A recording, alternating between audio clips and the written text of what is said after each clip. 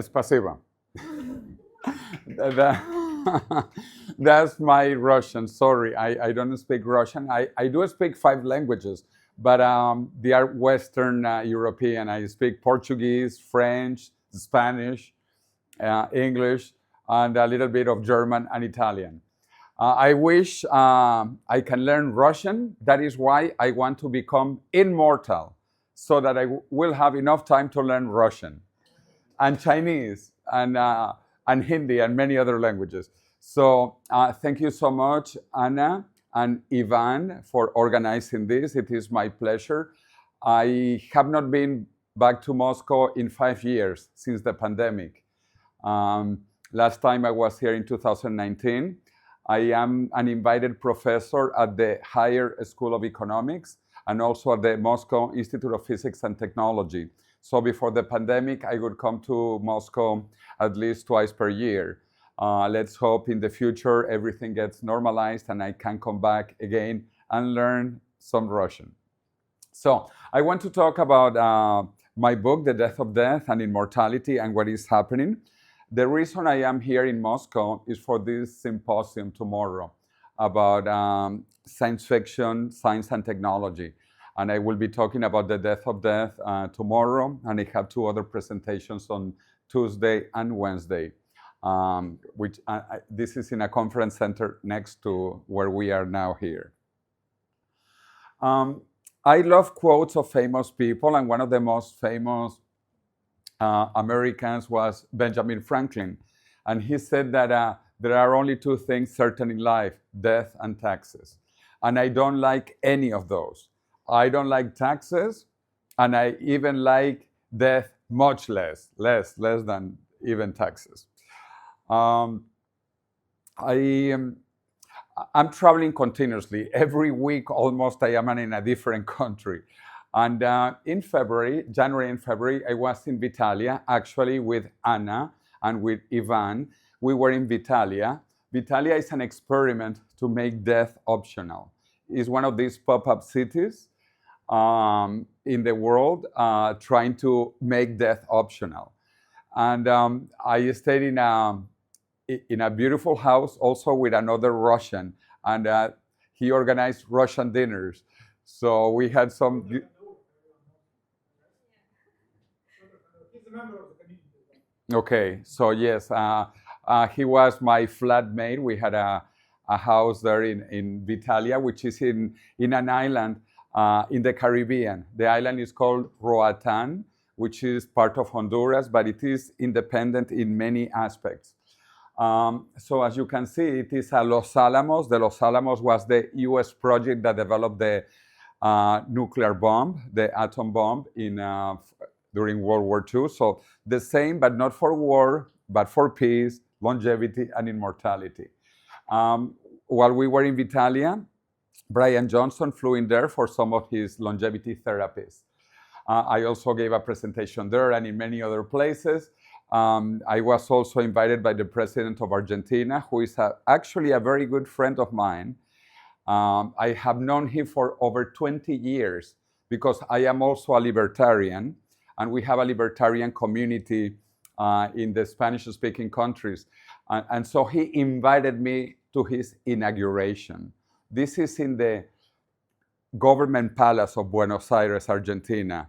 And he's an immortalist. He's an open immortalist. He does not plan to die. And he even cloned his dog. This is a very interesting story. Actually, I helped him to clone his dog. His dog was dying of cancer, and he cloned it 4 times. So now he has 4 clones of his original dog, which was called Conan the Barbarian. And then he put the clone dog's name of libertarian economists. One is called Milton, because of Milton Friedman. One is called Murray, because of Murray Rothbard. And the other 2 are called Robert Lucas, which is also a very famous libertarian economist from the USA.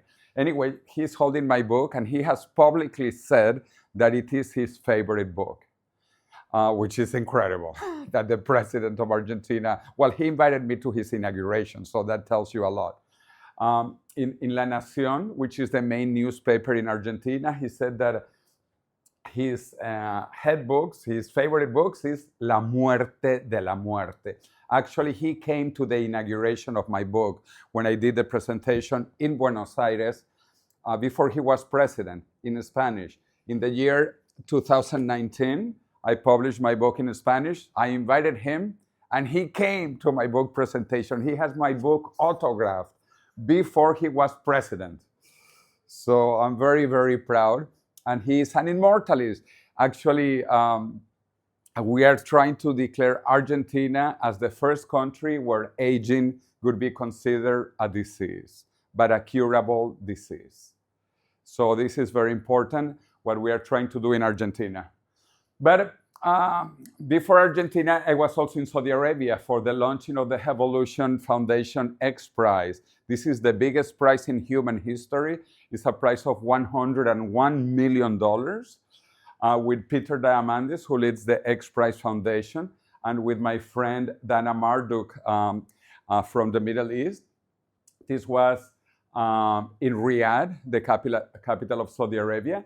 This prize is by the year 2030 for patients between 65 and 80 years to rejuvenate them 10 years at least. By 2030, in 3 biological systems, the neurological system, the immunological system, and the muscular skeletal system.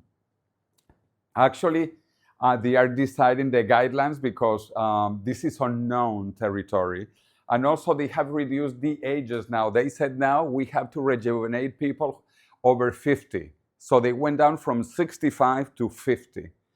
This is incredible. To me, this is a game changer. Game changer. And in fact, there are almost 500 companies, teams. They can be startups, universities, pharmaceutical labs, even individuals, any kind of a group. And there are already about 500 teams, including some Russian teams. If you look at the website of the X Prize Foundation, you can see many teams. Also, there are teams from Spain. I live in Spain. We have 4 teams from Spain participating in this. This will change everything. And not because of the $101 million, because it's going to accelerate the development of rejuvenation technologies, even if it is not one, because it might not happen. Maybe by 2030, we will not be able to rejuvenate 10 years, but it doesn't matter. It's going to be then on 2031 or 2032 or 2033. The goal is to accelerate research. I also went to Dubai. Actually, I am going back to Dubai in 2 weeks and then to Abu Dhabi. Because all the Arabs also are competing now. They all want to become immortal suddenly. Just like Saudi Arabia created Evolution Foundation, the United Arab Emirates that has 2 competing cities, Abu Dhabi and Dubai, now they also want to have their similar competitions and prizes. So they invited me, and again, in 2 weeks, I'll be back in Dubai and Abu Dhabi talking about immortality. I was there also giving a talk with many of you probably know Alex Shavaronkov, who is from a Russian background, even though he's Latvian, and now he's Canadian, American, and Chinese. Anyway, Alex Shavaronkov, and then James Kirkland from the Mayo Clinic, which is the most famous clinic in the USA. And myself, we talked about this. This created a big sensation. I was in all the newspapers in the United Arab Emirates saying that we are very close to curing aging and to becoming immortal. Also with my friend that I mentioned from Iran, Iraq, actually the world is complicated. My friend Dana Marduk that I showed before, he's actually Kurdish. And but there is no Kurdistan. So his father is Iranian Kurdish, his mother is Iraqi Kurdish. So he has dual citizenship, Iran, Iraq, but no Kurdish citizenship because there is no such citizenship. But anyway, he's an expert in the Middle East. and we are creating this initiative called Healthgevity Global. He's in charge of the countries in the Middle East. I'm in charge of the countries in Latin America, so that you also join this journey into immortality and healthgevity. We are creating ambassadors in different countries around the planet. We have already, our idea is to democratize health and longevity throughout the world. We plan to create a healthgevity coin, and we will have soon a healthgevity courses and a healthgevity school and a healthgevity university, and the first healthgevity center that we are planning in Vancouver, Canada. In a 5-star hotel in Canada, we will have a clinic, a healthgevity center in Canada, probably by the end of next year. We will also have a cruise in the Caribbean. The Caribbean is fantastic for cruises, so we are trying to organize a cruise throughout the Caribbean, talking about healthgevity, health and longevity and mortality, with different companies. And maybe, who knows, create a healthgevity parliament, even a healthgevity president. That should be a woman, because women are very interested in longevity, sometimes more than men, and they are more peaceful than men. Anyway, so this is one of the initiatives I'm working on. So welcome to visit the website healthgevity.global. Another initiative that I support completely is called Vitalism. Vitalism, the goal is to let's make freedom from biological aging and death humanity's #1 priority. Some people worry about climate change. Some people worry about wars. Some people even worry about the Martians. You know, I don't think we have to worry about the Martians or about wars or about climate change. We have to worry about aging that is killing all of us. Until now, all of us have died because aging is the enemy of all of humanity. Aging is the enemy of the Russians, the Chinese, the Europeans, the Americans. We are not enemies among ourselves. We are the enemies of aging and death. So this has to be the #1 priority. Also, I helped to create International Longevity Day. 11 years ago, we looked for a date to celebrate longevity, and we chose October 1st because October 1st is already a recognized United Nations holiday for elderly people. October 1st is the United Nations Elderly People Day, and we want to change elderly into younger people. So we decided October 1st was the good day to have International Longevity Day.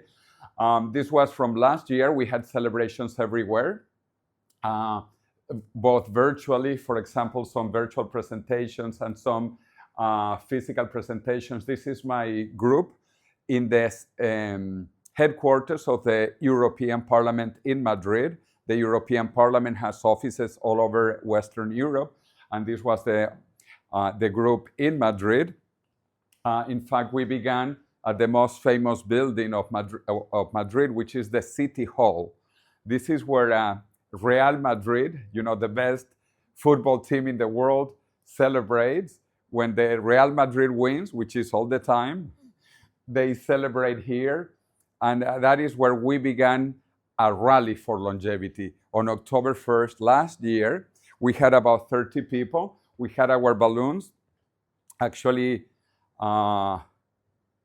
here, can you blow one balloon here?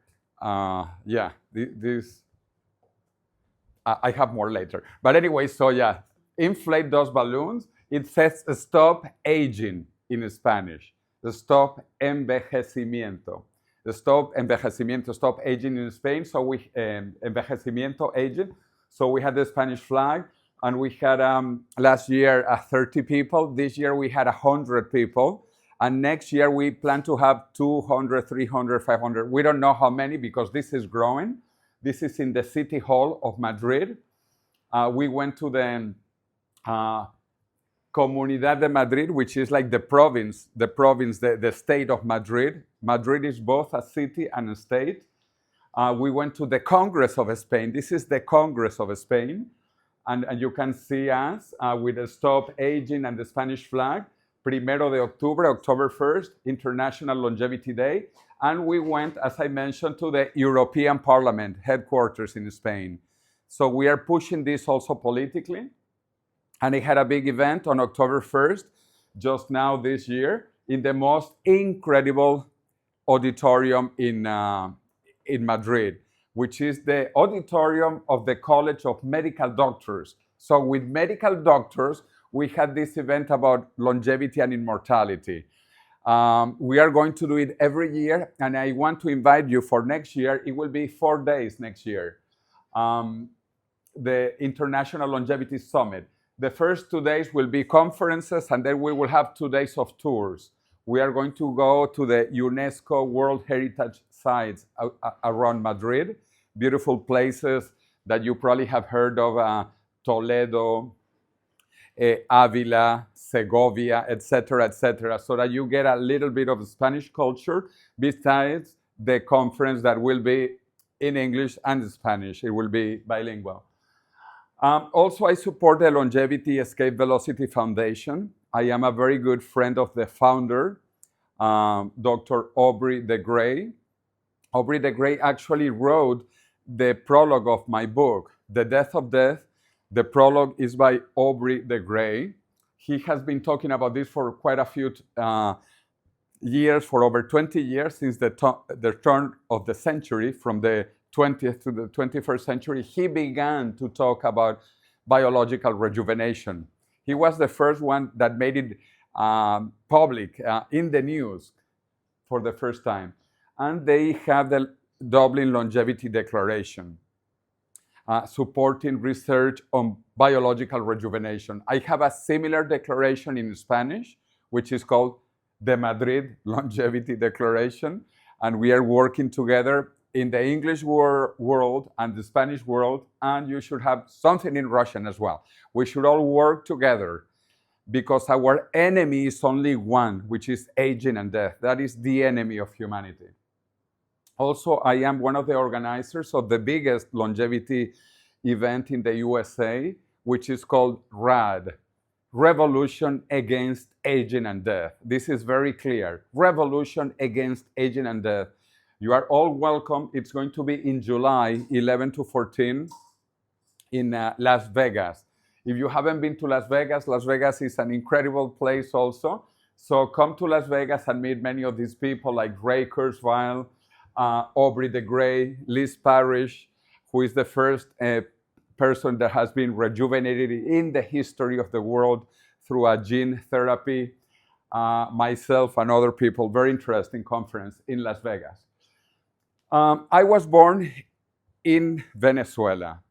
My family is Spanish, but they left Spain when there was a dictatorship in Spain. You probably know Spain had a dictatorship for 40 years, Francisco Franco. So my parents left Spain. I was born in Venezuela, but now I am back in Spain. I live in Madrid, but Venezuela is a beautiful country. In fact, one Miss Universe became mayor of Caracas, the capital, and I worked with her. I worked with this beautiful Miss Universe. So I am not only into immortality, also into beauty, because the world is going to be more beautiful once we become immortal. I am an engineer from the Massachusetts Institute of Technology. That is why also I was very proud to be a professor, invited professor of the Moscow Institute of Physics and Technology, which is similar to MIT in the USA. And I lead the Millennium Project for Latin America and Spain. As you know, Portuguese and Spanish are almost the same. It's like Belarusian and Russian is very, very similar languages. So we understand each other. So we work on both languages. And we talk about the global challenges. We publish reports about the future of humanity. I have this is the report from last year about the year 2050. We have 3 scenarios. And in one scenario, we are already immortal by 2050. We presented this at the United Nations last year. And this year, also reports about Latin America. I presented this at the World Economic Forum, Davos, Switzerland. Also with Nobel Prizes like Mario Vargas Llosa, Nobel Prize in Literature, who now he's very interested in longevity because he's 86 and he doesn't want to die like most people don't want to die. I'm also one of the founding faculty of Singularity University in the year 2009, 15 years ago. We had some Russian students also before, and supported originally by NASA and Google. And we talk about the singularity. The idea of the singularity was popularized by my MIT friend, professor, mentor, and former boss, Ray Kurzweil. Ray Kurzweil has been talking about the singularity for decades, and he wrote this book in 2005 saying that we will reach the technological singularity by 2045. I guess that all of you know what is the technological singularity. It's the time when an artificial intelligence has more power than all of humanity combined, not just a single human, all of humanity. And that will happen, we estimate, by the year 2045. In fact, he just published a new book. Well, first, this has been popularized in all the media. This is the cover of Time magazine, 2045, the year when man becomes immortal, but also women. Women will become immortal too. All of us will become immortal by the year 2045. Why? Because things are changing exponentially faster. Things are becoming smaller, cheaper, and much better. But it is hard for us to understand the nature of exponential technology because we think linearly. We grew up in a linear world and we think linearly. And this is changing again since the Industrial Revolution at the end of the 18th century. Until the 18th century, we were caught in what is called the Malthusian trap. We were trapped into this grace. There was no development really. Until the 18th century, humans lived the same almost from the Roman Empire or from the time of the Egyptians 4,000 years ago. There was no really big advancement until the Industrial Revolution began in England. In fact, the United Kingdom was the first country in the history of the world that industrialized, where the Industrial Revolution began, and they managed to double its income per capita. For the first time in history, they doubled its gross domestic product per capita, and it took 58 years, the first time in history, 58 years. But now this is becoming faster and faster and faster and faster. Now the world record is China, even though India is catching up.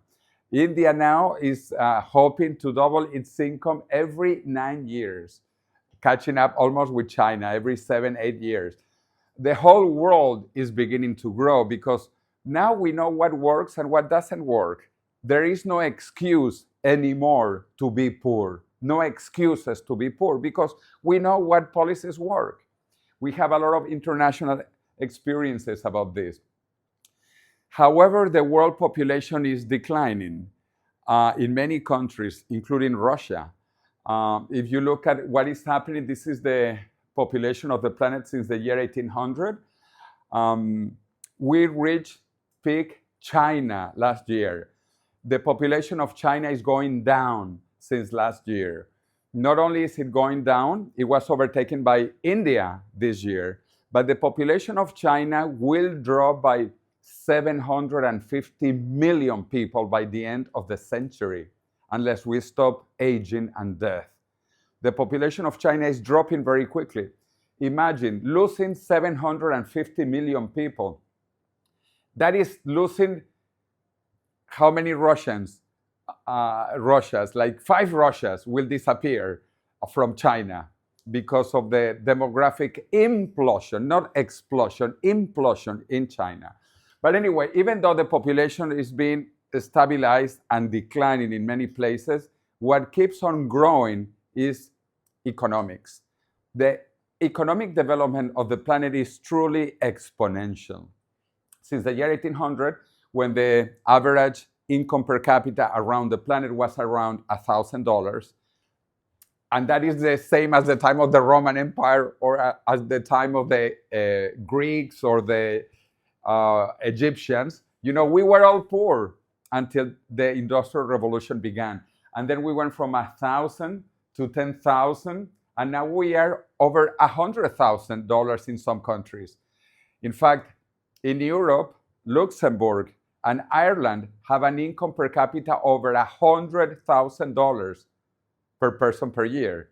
And all other countries, Qatar has over $100,000 as well. So we are growing exponentially in terms of economics. As you can see, this is an exponential scale. Even though the population is not growing or it is declining, the economy is growing exponentially. You can see this also in the stock exchange. This is the New York Dow Jones Index. Look, this is an exponential scale. It's growing for over 2 centuries, and this is not stopping. With wars, with pandemics, it doesn't matter. Economics is growing exponentially. And we are moving into a world of abundance. We are leaving behind the economics of the past, the economics of scarcity, the economics of war, into the economics of abundance, the economics of peace, the economics of immortality. So this is the biggest transformation in economic development in history. Also, life expectancy is growing exponentially. At the time of the Roman Empire, life expectancy was 25 years, and there was almost no education. We were all the time working or sleeping. That is where we spent our life. There was no time for leisure or for education. Now, we have a lot of time for education, and this is why the economy is growing, because we know more. We can do more, we can create more, we can invent more, we can discover things that we couldn't when we were animals, just living, surviving. So we are soon going to reach 100 years and then indefinite lifespans. But again, we don't understand exponential change because we think linearly, but there is a huge difference between linear change and exponential change. If I give 30 linear steps, 30 steps, each one of 1 meter, after 30 steps, I have walked 30 meters. But if I walk exponentially, I would double. After 30 doublings, I would have walked over 1 billion meters, 1 billion meters, and gone around planet Earth 26 times. This is not intuitive because we think linearly. But technology is changing exponentially, and now also economics is growing exponentially. So we are moving from this world of the past that was local and linear into the world of the future, which is global and exponential. Everything is changing radically. All the companies of the past are being substituted by the companies of the future. You know, Uber, or in Russia, Yandex, taxi, you know, has no cars really owned by Yandex Taxi, but they have more transportation than all the taxis in Russia.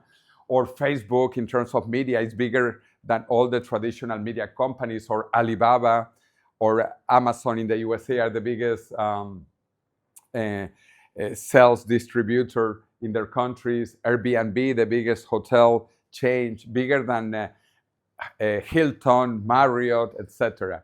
So the world is changing radically. And at Singularity University, we used to say, Uber yourself before you get Kodak. So we need to disrupt ourselves before we get disrupted. I am a futurist, and futurists, we talk about 4 ways to think about the future. The worst way is to be passive, like an ostrich. You don't want to see what is going to happen. Horrible. I hope we don't have ostriches here, because ostriches are not from Russia. Because that's pretty bad to be an ostrich. You suffer the future. You don't want to see the future. It is better to be reactive, like at least a firefighter. When there is a fire, the firefighters come. So it is better reactive, but much better is to be proactive. We can prepare ourselves. You can buy insurance. You can buy insurance for many things, including for cryonics. You can have cryonics insurance to be ready of anything. But the best is to be proactive, because we can create the future. We can build the future we want. And we can go for the good futures and avoid the bad futures. So again, I hope we don't have ostriches here. But if we have ostriches, they should be technological ostriches that can fly and see what is going to happen with technology. When I went to university, to the Massachusetts Institute of Technology, I used that primitive technology. I don't know if 40 years ago, this is how we did computer programming.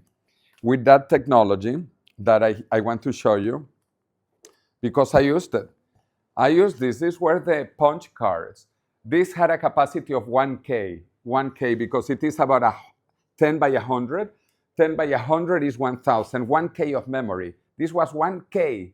In Spanish, and I think in Russia, you say 1K.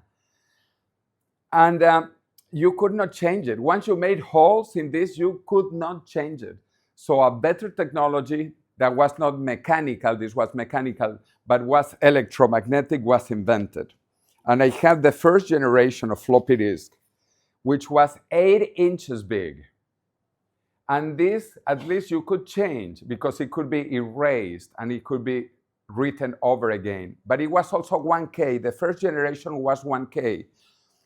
So I like to say, 40 years ago, when I was at MIT, I had one mechanical K, 1K, and one electromagnetic K. How much is 1K plus 1K?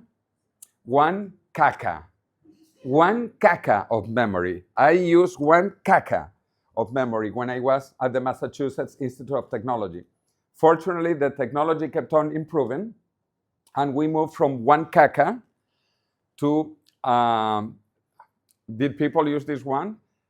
This floppy disk of 5¼ inches. This was 512 kakas. 512 kakas. And then finally, we had the small floppy disk of 3½ inches. This was 1.4 mega. So we moved from kaka into mega. And this is still continuing. This hasn't stopped. And now here I have a pen drive of 1 terabyte. 1 terabyte. So this is incredible how fast this is moving. If I find it. Okay, anyway, this is 1 terabyte. This was 1 kaka. In 40 years, we have gone from kaka to terabytes. What do you think will happen in the next 20 years? Because this has not stopped. This continues and continues. In 20 years, you will remember me, and you will remember kaka. But this will not be kaka. This will be kaka in 20 years. 1 terabyte will be kaka. We will have devices smaller than this, more powerful than this, and connected into our brains. That's the future. So, but this is happening now in biology and medicine, even faster than with computers. If you look at the cost of sequencing the human genome, which began in 1990, the project Human Genome began in 1990, and it finished in 2003. It took 13 years, and it cost the US government alone over $1 billion. 13 years, over $1 billion. Today, in 2024, you can sequence your genome for almost getting to $100 in one day. But soon, it will be $10 in 1 hour. This is much more exponential than kaka. Kaka is a kaka compared to what is happening in biology and medicine. This is moving much, much faster than with computers. So I have sequenced my genome several times with different companies, both complete sequence and partial sequence. I will show you the partial sequence so that you don't know everything about me. But if you sequence your genome partially, you will discover also the diseases that you will have. What is the probability of different diseases like cancer and different things? It is fascinating. And all of you will have your genome sequenced in the next 5 years because it will be $10. And once you sequence your genome, you will know what you will die of so that you don't die of that. Isn't that incredible? All of you will have your genome sequenced in the next 5 years. Not only you will know what genetic diseases you might have, you will also know where you come from. This is my paternal line in the last few centuries. I don't know if you can see it well here. This is Spain. And I also have some ancestors from Asia, from Mongolia, and famous people related to my father, Genghis Khan. So no one mess around with me. On my father's side, paternal side, from Genghis Khan. On my mother's side, maternal side, I have also a lot from France, Maria Antoinette. So I have a very good pedigree between Genghis Khan and Maria Antoinette. All of you will know your pedigree, your ancestors, once you sequence your genome. You will know your genetic history from the past. And in fact, you will be able to know who was your father, really.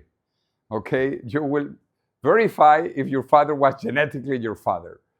But more interesting than looking into the past is looking into the future, And we will sequence our children. This is an experiment I did with one of my students at Singularity University, and we shared genes. This is a theoretical experiment, to see which would be the genes of our children and choose the ones that you want. This will be a standard in 10 years. It will be a standard. Actually, we are the last human generation that has not been designed. We were not designed. All of us are here by mistake.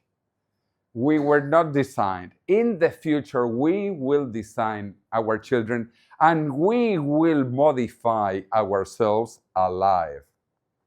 In fact, we are 3 gigabytes of data. The human genome is 3 gigabytes of data. This pen drive is 1 terabyte. 1 terabyte is 1,000 gigabytes. How many humans can I fit here? 1 terabyte divided by 3 gigabytes makes 333 humans and a little cat. Okay, you can put 333 humans and a little cat here. Isn't that incredible? So the human genome is not that big.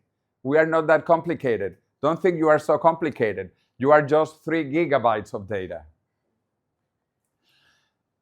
And this is a new discipline called synthetic biology that has begun since the end of last century.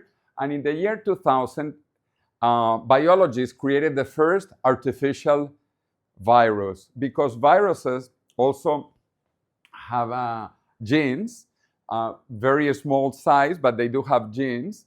And in 2000, the first artificial virus was created. In 2010, the first artificial bacteria was created. When will we be able to create something equal to a human? By 2045, according to these exponential trends. But not only to create something, to modify ourselves. We will modify our genes.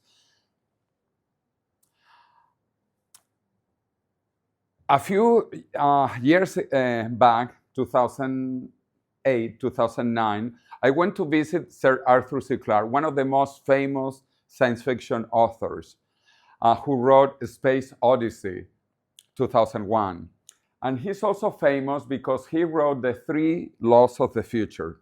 And he said, first law of the future, when a famous scientist says that something is possible, he is probably right. But when he says it is impossible, he's probably wrong.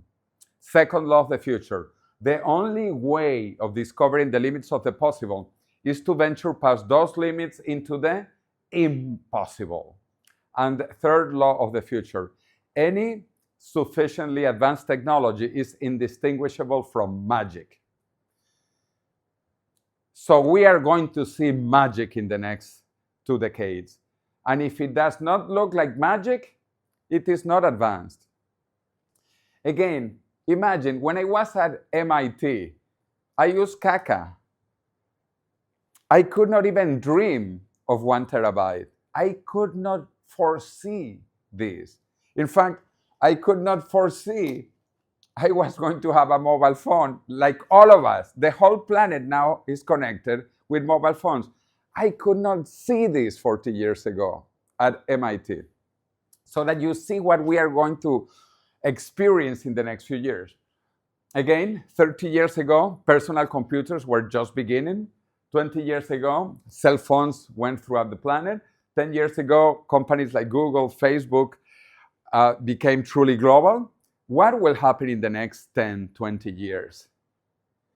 We are going to cure aging. We will become immortal in the next 2 decades, which has been the longest dream of humanity since the beginning of history. In fact, the first book ever written by humans was about immortality. The Epic of Gilgamesh, written in Mesopotamia 5,000 years ago, is about immortality. The second oldest book, probably, the Book of the Dead in Egypt, also over 4,000 years old, is about immortality. The Chinese emperor who unified China, who built the terracotta army because he wanted to be immortal, wanted to live forever. All cultures, the Chinese, the Egyptians, the Mesopotamians, the Spanish. When Spain discovered America, we were looking for eternal youth. We were looking for the fountain of eternal youth. Even religions say it. In the Bible, or in the Bhagavad Gita in India, or even in the Quran, in all holy books, we talk about immortality. In the Bible, it says in Corinthians 1, 15, 26, the last enemy that shall be destroyed is death. This is the real enemy of humanity, aging and death.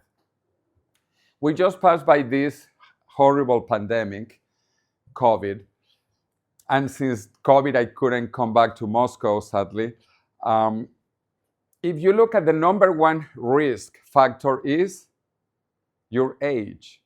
Young people didn't really die of COVID. It was your age. So that is the number one risk factor. And COVID paralyzed the planet for 2 years. Can you imagine this? The world has never been paralyzed completely for COVID. This never happened before, never. Forget about World War II. It didn't paralyze Latin America. It didn't paralyze other countries in Southeast Asia. They didn't know there was a war, you know? But COVID paralyzed the whole planet for the first time in history and for 2 years. And you know what? COVID is a caca pandemic. A caca pandemic is a tiny fucking pandemic. Tiny pandemic. If you really want to see a big pandemic, the Black Death. The Black Death killed 1 out of every 3 Europeans. 1 out of every 3 Europeans died of the Black Death. That is a real pandemic, not this COVID caca pandemic. Or smallpox, or the Spanish flu, which was not Spanish, and it was not the flu, but the Spanish flu killed 50 million people. That today, according to the population today, would be 250 million people. 250 million people would have died with the Spanish flu in today's terms. Those were really pandemics, not this caca pandemic called COVID.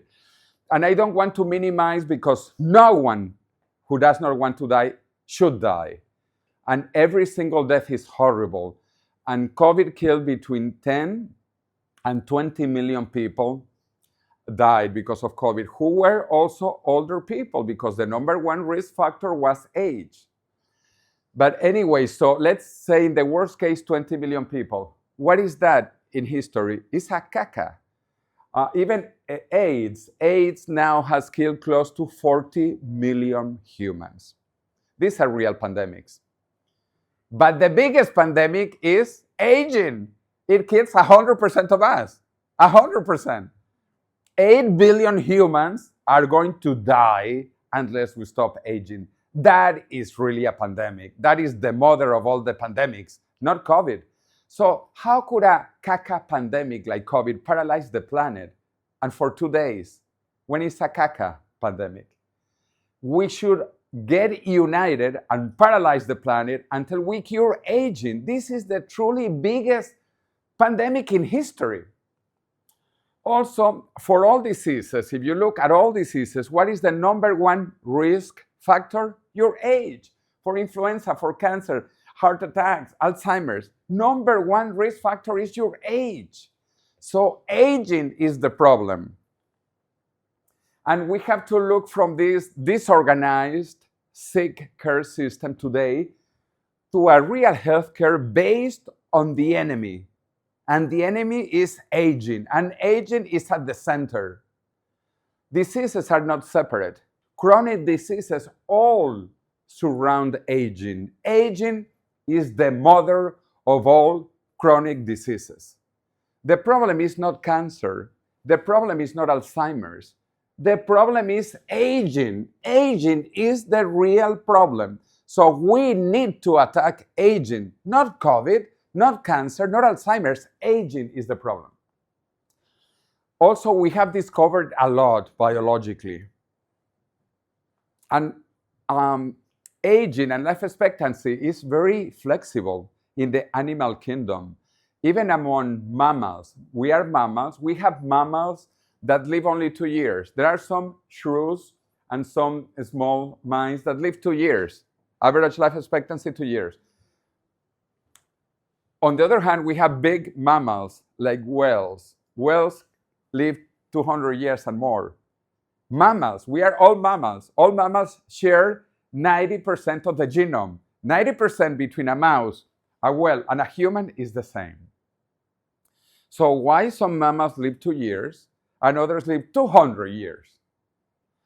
If we go outside mammals in other animals, we have some mosquitoes that live 1 day. 1 day. And we have some clams and also sharks. The Greenland sharks live over 500 years. So we have animals that live between 1 day and half a millennia. Why is there this big disparity? Well, now we are beginning to discover that and to see what is good about living indefinitely. Anyway, 5 years ago, my fantastic co-author, David Good, who studied at Cambridge, England. I studied in Cambridge, Massachusetts. We published our book. Look at our ties. They go with the book in Spanish. So I have ties for the book in Spanish and English. I should get one in Russian. So we decided to write about the biggest problem. He's English, I am Spanish. And again, we said the problem is not climate change. The problem is not wars. The problem is not the Chinese, the Russians, the Americans. No, the problem is aging. This is the problem of humanity. And so we wrote our fantastic book in Spanish that became immediately number 1 and number 5 best-selling book in Spanish all over the world. Number 1 in paper, number 5 in Kindle, electronic format. We are donating all the royalties of the book to 2 foundations. Half to the foundation, the former foundation of Dr. Aubrey de Grey in California, the SENS Research Foundation, and another foundation in Spain so that children study science. That is one reason why you have to buy the book if you haven't bought it, because we are supporting science. So the book came first in the Romance languages, the languages derived from Latin, Spanish, Portuguese, French. And in Russian, there are 2 editions. I'm so happy, so happy. In fact, my friend here, Julia, has the one in the white cover. So I'm really happy. Oh, another one. Good. Good, thank you. So I actually like the black one more. But yeah, so here you have 2 editions. So I have to autograph it for you. Anyway, those who read The Death of Death will not die, guaranteed. Guaranteed. Or as my American friends say, or your money back. No, but you will not die because there is a chapter 8, which is about cryonics. So if you die, we can freeze you and reanimate you in the future. So first of all, don't die. But if you die, we freeze you. So anyway, you can see it in Russian, in more languages. Now the book is in 15 languages, including the top 3 languages of the world, under different names also. The name has changed. In Chinese, does anyone know any Chinese? Well, anyway, it means eternal life. Death is not a good word in Chinese, so that it's called eternal life. And I'm pretty sure you speak Russian. So in Russian, it is called, in Russian style, death must die. I like that, death must die. Yes, indeed, death must die. Also, it is in Arabic. I have this you might recognize, the characters, of course, the Cyrillic alphabet. But this is in Bulgarian, and it is the end of death in Bulgarian. And I have it here in Arabic, just the book cover. I didn't carry. So in Arabic, it's death is slowly dying. This is how the publisher put it. I would call it death should be quickly die, but anyway. So in China, as I said, there is a crisis. The population of China has peaked and now will be declining fast. China will lose 5 Russias by the end of the century. In fact, China will drop to number 3. Even India, that will be number 1, will have less people than today. India now has 1.4 today. It will go down to 1.09 billion people. Russia is disappearing. Well, so is Japan. Many countries are going downhill. But don't worry, because we will cure aging. So Russia will not disappear. This is big in Spain, where I live. Spain has the longest life expectancy among the big countries of the world, only after Japan. And the USA is actually falling even behind China. So the USA is not doing that well either. But anyway, so this is big in Spain. And where I live in Madrid, Madrid has the longest life expectancy of all of Europe. The life expectancy in Madrid is 85.2 years. This is the biggest in Europe, and it's only after Japan in the world. This is partly because of the Mediterranean diet and because the Spanish are very good. So we are very happy that this is true. In fact, life expectancy is bigger than in Sardinia. This bullshit about the, sorry, this is Sardinia. Sardinia, this bullshit of the blue zones, or Icaria. Icaria must be somewhere here in front of Russia, Turkey. So anyway, so I created a political movement. I have been candidate to the European Parliament with this idea. And my goal is to change, this is a Spanish flag that used to have 3 words, non plus ultra, because Spain was the country of non plus ultra, nothing far beyond Spain. Spain was the end of the Roman Empire until, of course, Spain discovered America. And then it became the country of far beyond. Now my goal is to be the country of life far beyond. Life far beyond. Spain is one of the leading countries in longevity. Actually, so is Russia. And that is why I like Russia so much. I have so many friends working in Russia and Russians working internationally because Russians have become international. I have Russian friends I will see in Dubai and Abu Dhabi in 2 weeks. In the USA, I mean, Russians are everywhere working in longevity. So I'm very happy about Russia.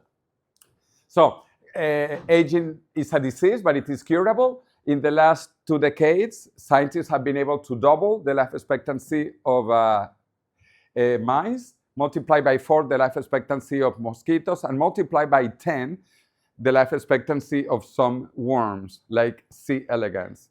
We have worms that live the equivalent of 1,000 human years. 1,000 human years equivalent. They are called the Methuselah worms because you probably know Methuselah. Methuselah was the prophet in the Bible who lived 969 years, almost 1,000 years. So these are the Methuselah worms because they live 1,000 years. Today, we also know that immortality already exists. 10 more minutes?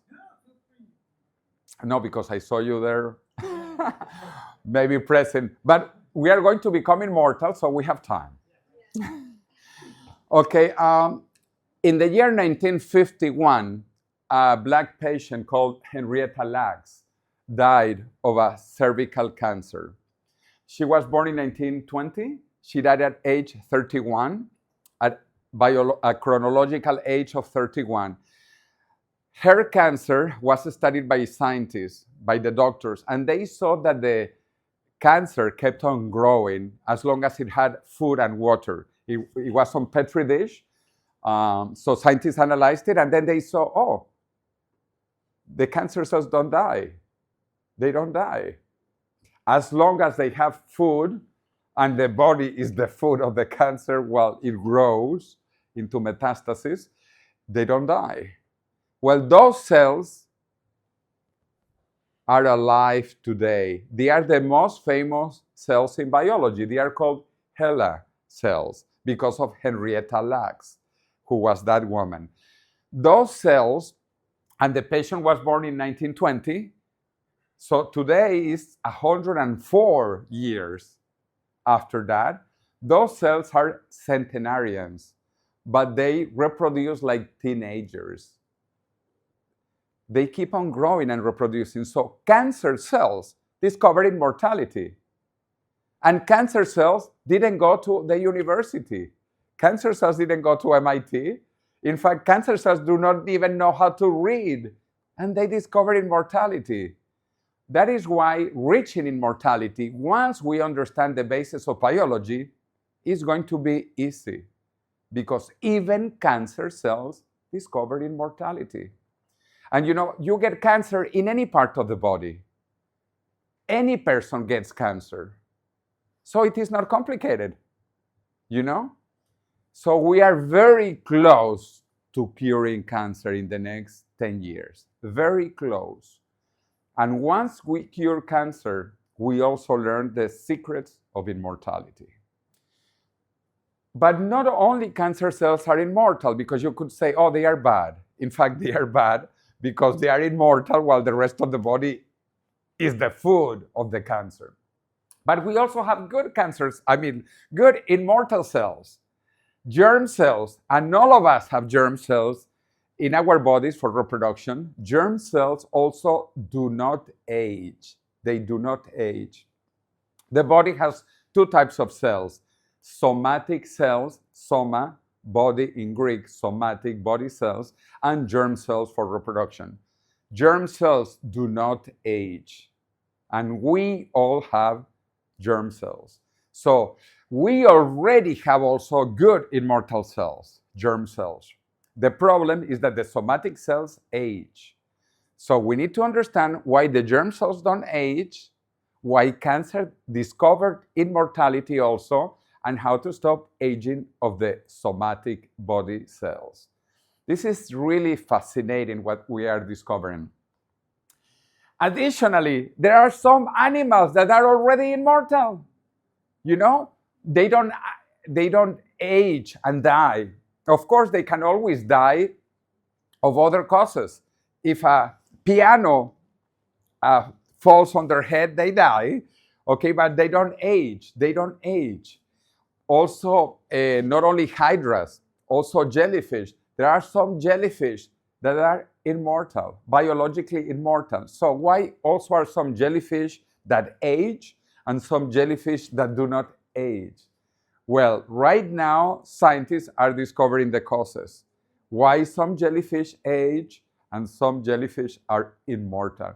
We are very close to understand the biology of aging. And immortality already exists. So when people tell me that immortality is impossible, I say, how is it impossible? It already exists. Even cancer discovered it, and it's not so intelligent. And the most beautiful thing is that the first life forms of the planet, which were simple bacteria with one round chromosome, did not age. Bacteria with round chromosomes do not age. Since the chromosome is round, there are no endings and there are no telomeres. If you know some of the biology, the telomeres, they get shorter and shorter and shorter when the cell divides and reproduces. And that causes aging. But this original bacteria, the mother of all life in the planet, do not age. Biology, life itself, appeared to live, not to die. The purpose of life is more life, better life, longer life, healthier life, wealthier life. This is the purpose of life. Who thinks that the purpose of life is death? This is so stupid. Some people actually even today say, what gives meaning to life is death. This is so stupid. If you meet someone like that, tell them, okay, if death gives meaning to your life, why don't you die now? Why do you have to wait later to die? Die now. Give meaning to your life right now.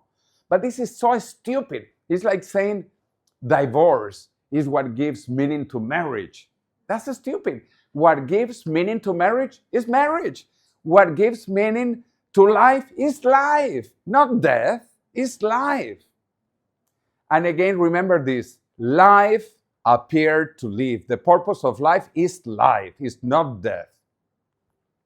Anyway, so my friend Aubrey de Grey, who wrote the prologue of the book, and I am donating the royalties to his foundation, former foundation, he began talking about this about 20 years ago, and he was called a charlatan, a crazy guy, by my university, MIT Technology Review, the top magazine, scientific magazine in the USA, called him a charlatan.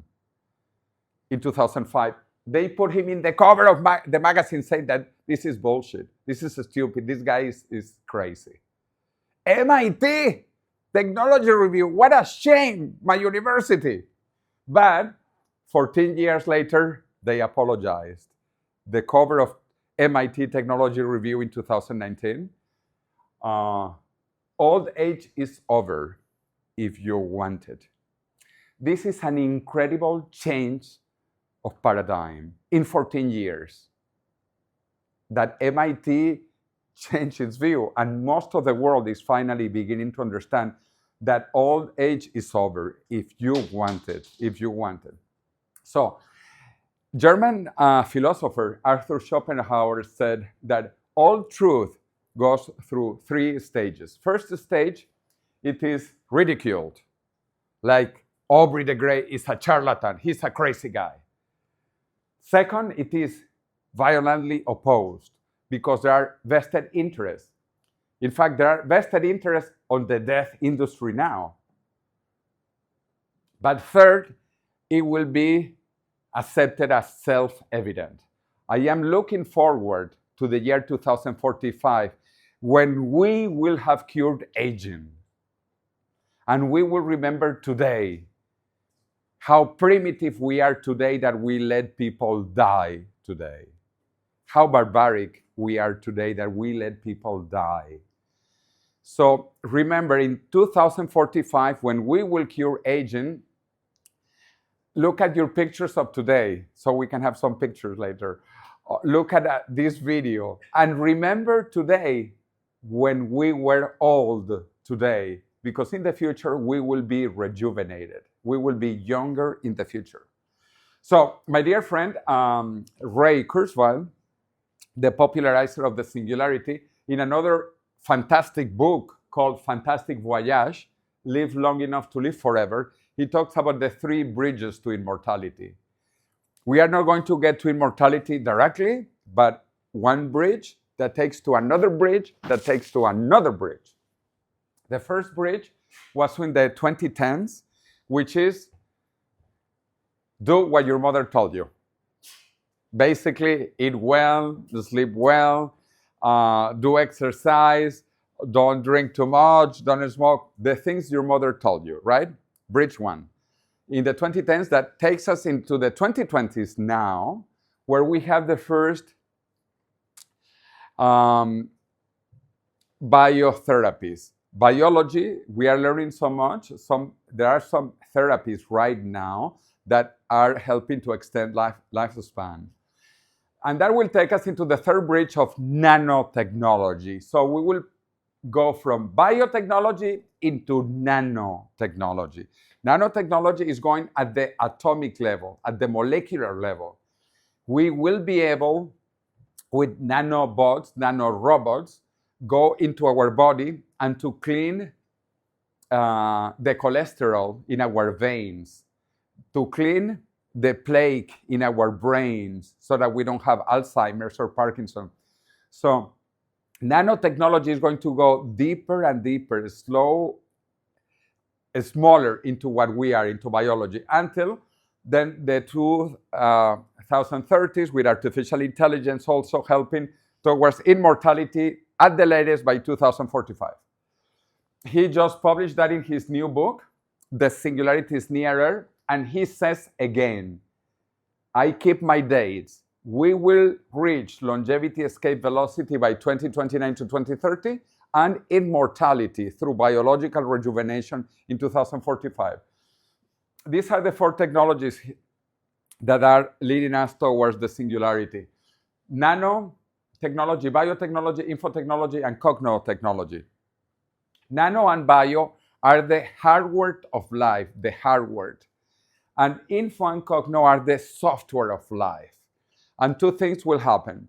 In 2029 to 2030, on the hardware side and on the software side, we are going to reach what is called the Turing test.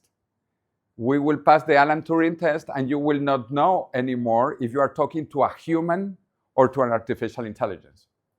Actually, we are very close to reaching that point now. So actually, do you know if I'm not an artificial intelligence? By 2029, you will not know if I'm not an artificial intelligence. But also, we will reach longevity escape velocity.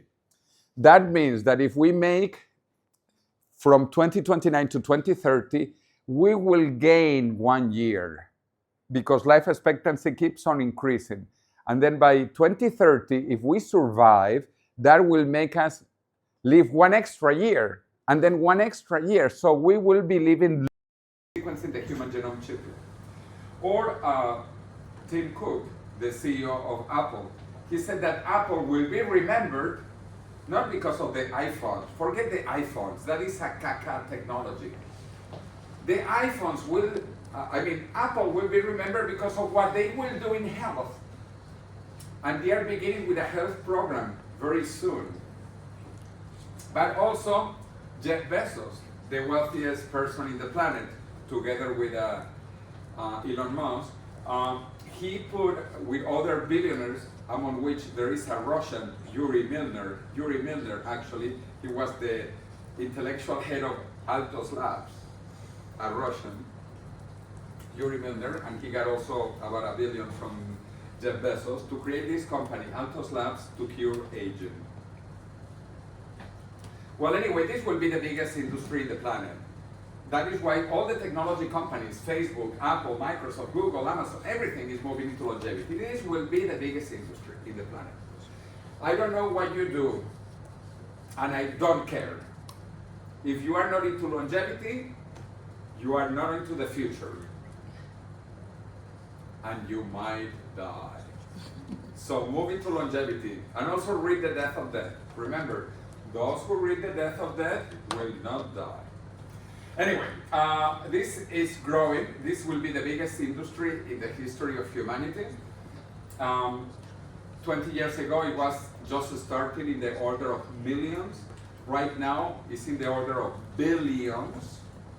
Soon it will be in the order of trillions of dollars. Nothing will compare to the longevity industry ever in humanity. Also, there is a longevity dividend. Some people think that curing aging is expensive. What is expensive is not curing aging. Being old is expensive. Besides being bad, is expensive. Being young, besides being good, is cheap. In Western Europe, 80% of the medical expenditures, 80% is in the last 2 years of life. And you die anyway, you die. After 80% of the medical expenditure at the end, and you die.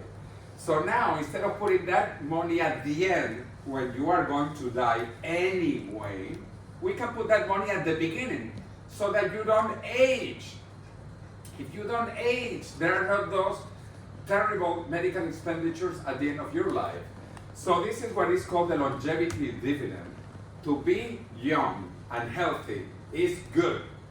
Good for you, good for the family, good for the country, good for the economy. That is why we say health is wealth. Health is the new wealth of nations, to be healthy.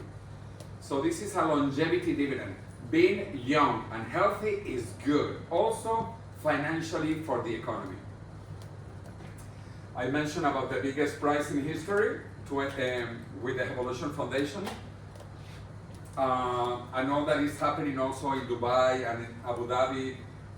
2 years ago, we invited to Spain the Nobel Prize in Medicine from 2012, Shinya Yamanaka, who got the Nobel Prize for discovering that aging is flexible and that you can rejuvenate a cell.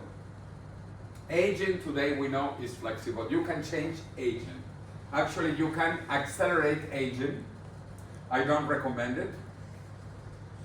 Also, we discovered that there is a disease that is called accelerated aging, progeria. Progeria is accelerated aging. You probably have seen some children that are 10, but they look like they are 80. This is accelerated aging, and that is controlled by certain genes. So we have discovered that the genetic causes of aging. So anyway, he got the Nobel Prize for rejuvenating a cell, so we invited him to Spain. We gave him in Spain the Nobel Prize of Medicine of Spain, which is a caca prize compared to the Nobel Prize.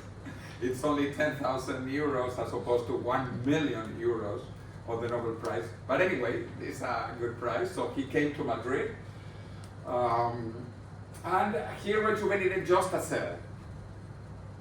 Now, another friend of mine, David Sinclair, who did his postdoctoral degree at MIT, at my alma mater, his team actually rejuvenated an organ. For the first time, we moved from rejuvenating cells to rejuvenating organs.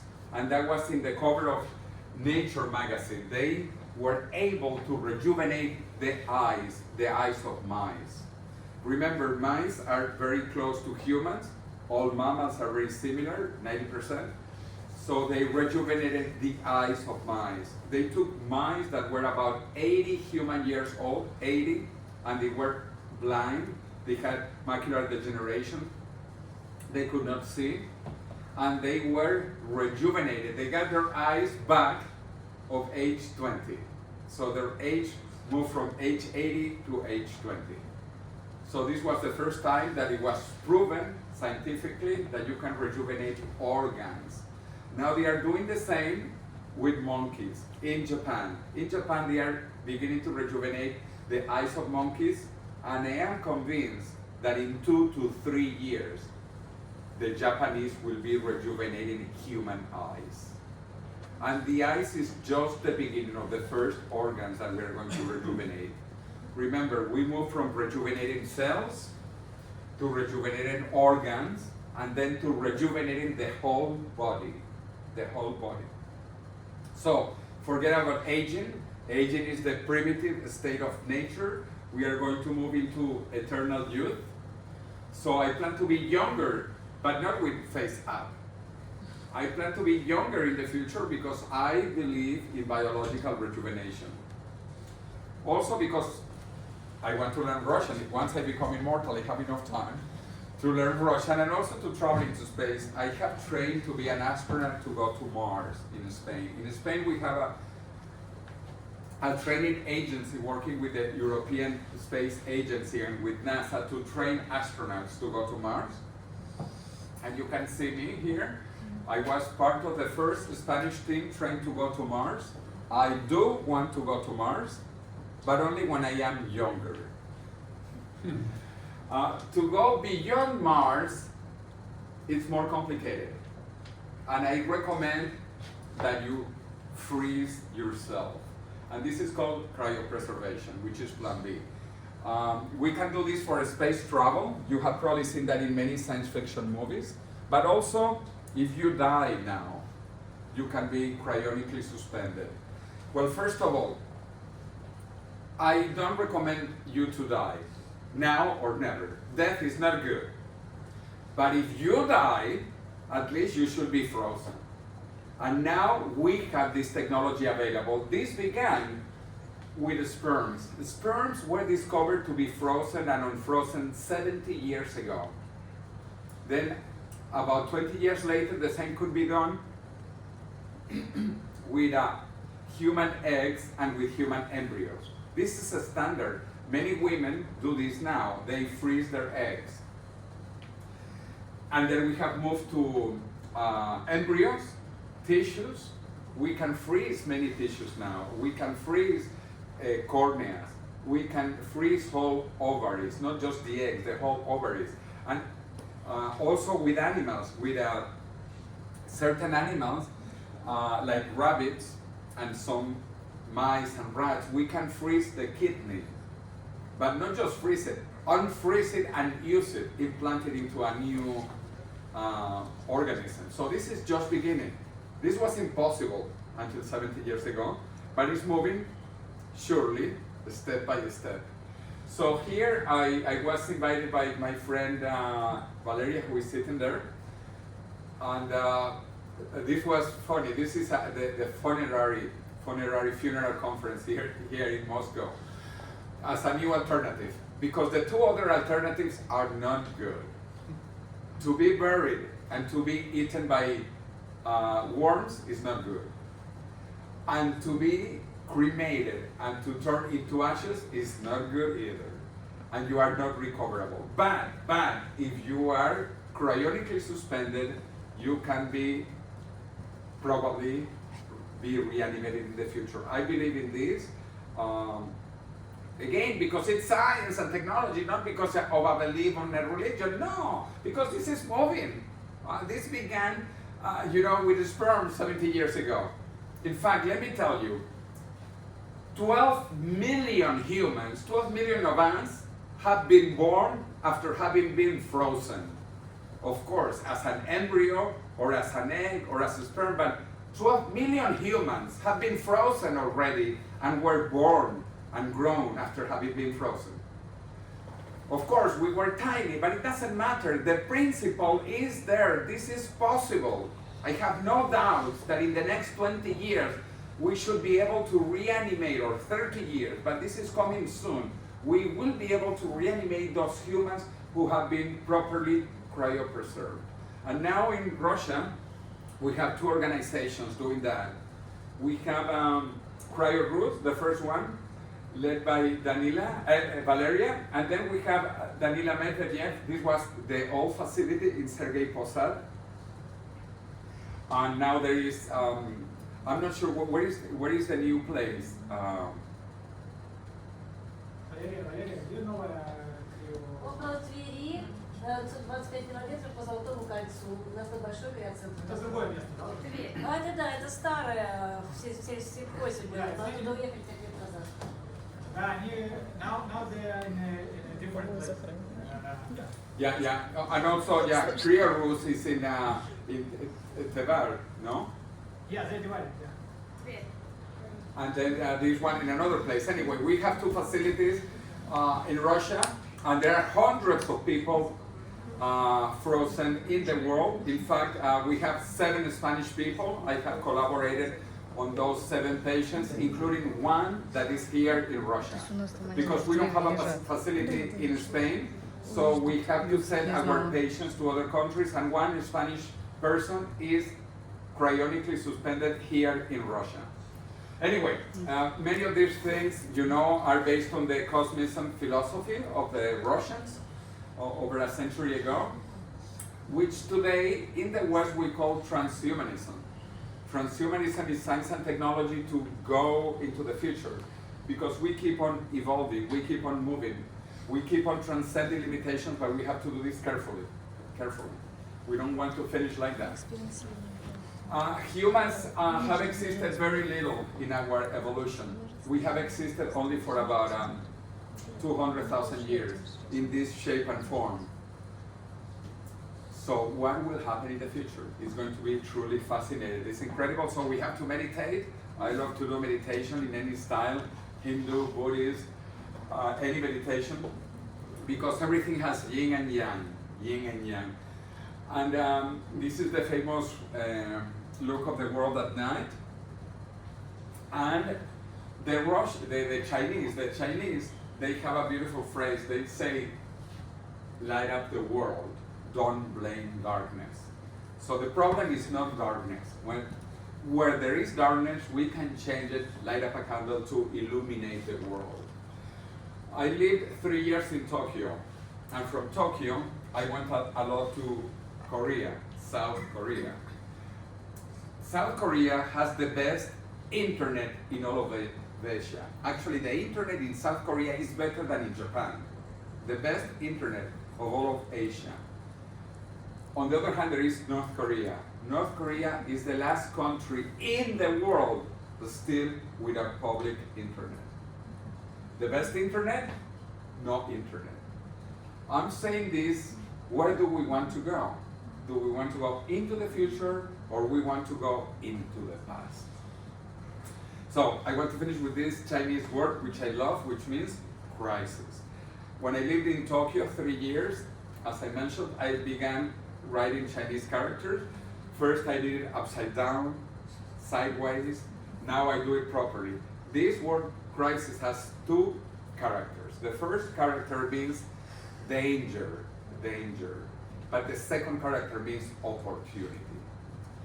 We live in the most incredible time ever in the history of humanity. We are close to fulfilling the human dream of immortality. In fact, we are between the last human mortal generation and the first human immortal generation. Where do you want to be? In the last stupid humans who die? But if you die, freeze yourself, remember? Go into cryonics. Hopefully you will not die. So anyway, welcome to the science fiction. This is not science fiction when I'm talking about, but I'll be talking about my book tomorrow, on Tuesday and Wednesday. Come to Las Vegas next year, and come to Madrid. I organized this conference, as I mentioned, in Spain. This was this year, October 1st. Now it will be 4 days, October 1 and 2 conference, and 3 and 4 tours. And read The Death of Death, because we are going to prove Benjamin Franklin wrong. We will cure aging, and we will make death optional. But he has another beautiful phrase. Let me show you. I also like this one. In wine, there is wisdom. In beer, there is freedom. but in water there is bacteria. So I recommend wisdom or freedom. And live long and prosper, my friends. Thank you very much.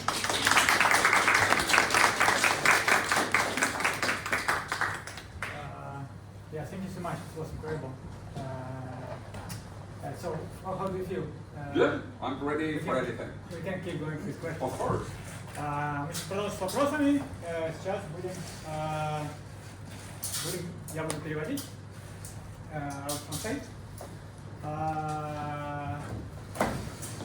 Yeah, it was very inspiring. Это было очень вдохновляюще. Спасибо большое. Кто хочет начать с вопросов? Давайте. Вы можете задавать на русском, на английском, если как вам удобно. So, if we become immortal, what about the planet? What about the overloading of the planets? I will translate just for you. Что насчет того, что если мы... Да, наверное, давайте, кто на английском будет задавать вопрос, сразу задавайте на двух языках. Соответственно, вопрос, что если мы победим старение, что делать? Смерть. Если мы становимся бессмертными, что делать с перенаселением планеты? There is the space is limited, so. Well, this is one of the most common questions. There are like three most common questions. That is one. Probably the other two might come later. This is so common that I have like 7 answers in the book. But this is has been a worry ever since we know in history. Even 2,000 years ago, people were worried that there were too many people. 2,000 years ago. 200 years ago, a British economist, Malthus, said that the world was already overpopulated. There were too many people. Malthus said it was the end because we had too many people. And we had too many people at the time because we did not have technology. Technology has changed everything. And now we produce much more with less and less resources. And this will continue.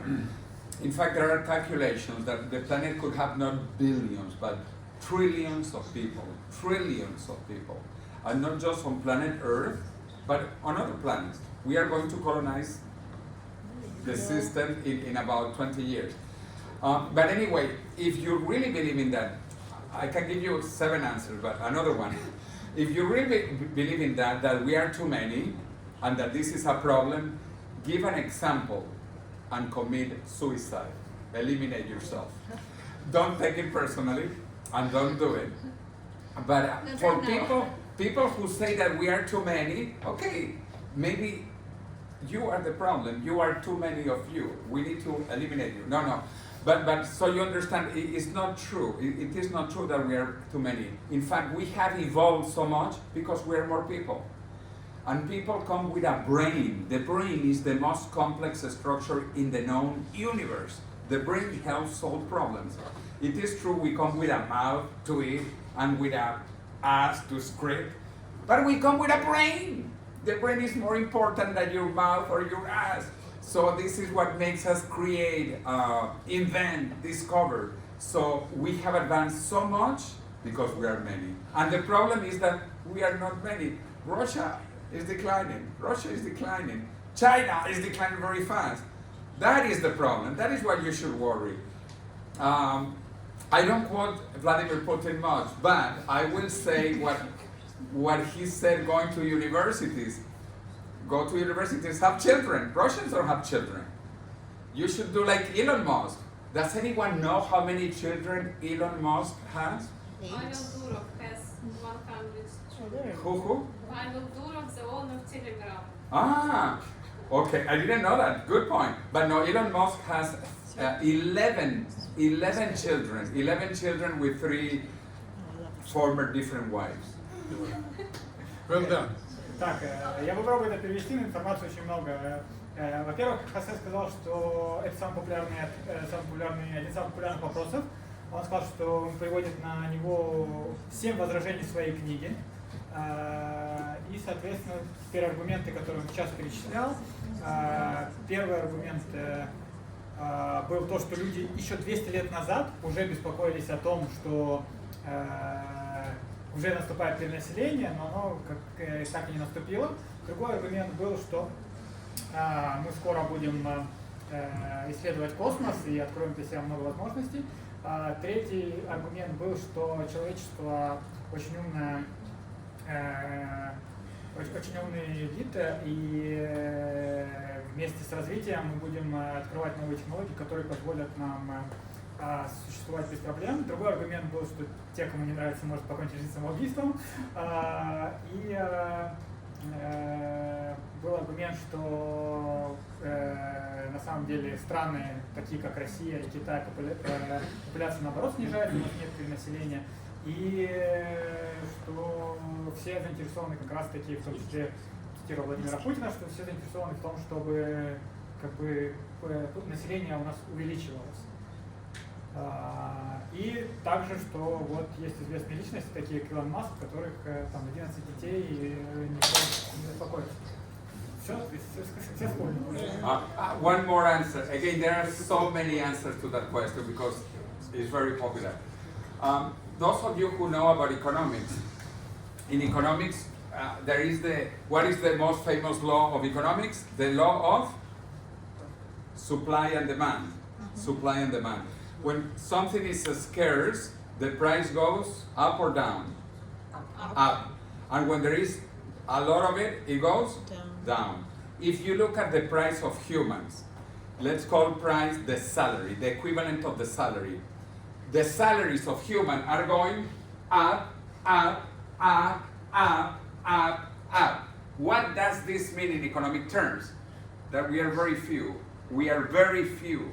That is why the salaries, the GDP of humanity is increasing, because we are very few. If we were too many, the price of humans, the GDP would be going down, down, down. So if you still don't believe it, look at the economic proof. Since we began living longer, actually prices have been going up and up of humans. Because we are few. We could have, this planet could have trillions of people, and the problem is we will never probably have even 10 billion people. The population of the planet is 8, is going to reach 9 billion, and then declining, especially in countries like Russia. Russia is going, it will disappear like Japan. Japan is horrible. In Japan and Korea, I was in Korea 2 weeks ago, Korea will disappear in 200 years. There will be no Koreans. Again, this will not happen because we will stop aging and death. Sure. And also, if you look at Koreans or Japanese are here. And their price keep on increasing. Because there are few Koreans, few Japanese, even few Russians. Да, у него еще ответ как экономиста. Получается, что есть спрос и предложение, две кривые спроса и предложения, которые пересекаются соответственно, и есть экономические законы, которые в случае, если на что-то есть спрос и что-то цена, оно, получается, продолжает расти. И мы видим, что у нас все продолжает расти, значит, насколько я понял ответ, что Ценность человеческая. да, ценность человеческая, она еще актуальна, и когда она вдруг прекратится, то у нас она пойдет естественным путем. Давайте Валерия. Dear Jose, our company Cararus help people to clone their pets in China now, of course. But now the members of our chat, our groups ask you, why Mr. Relay have cloned 4 pets, not 1? And at what company he cloned their pets? Еще повторите на русском сразу. Да, но я спрашиваю, что ваша компания помогает вообще каждый день, там, мы сохраняем клетки для клонирования животных. Ну, мы работаем сейчас в Китае по понятной причине. Почему, меня спрашивают в группе, почему президент Аргентины планировал аж 4 раза свою собаку, а не 1? И в какой компании он планировал? Okay. Talking about cloning, you know, my friend Javier Milei, the president of Argentina, I actually told him some companies in South Korea and in Singapore, because South Korea was one of the countries which were very advanced at that time, 10 years ago, on cloning.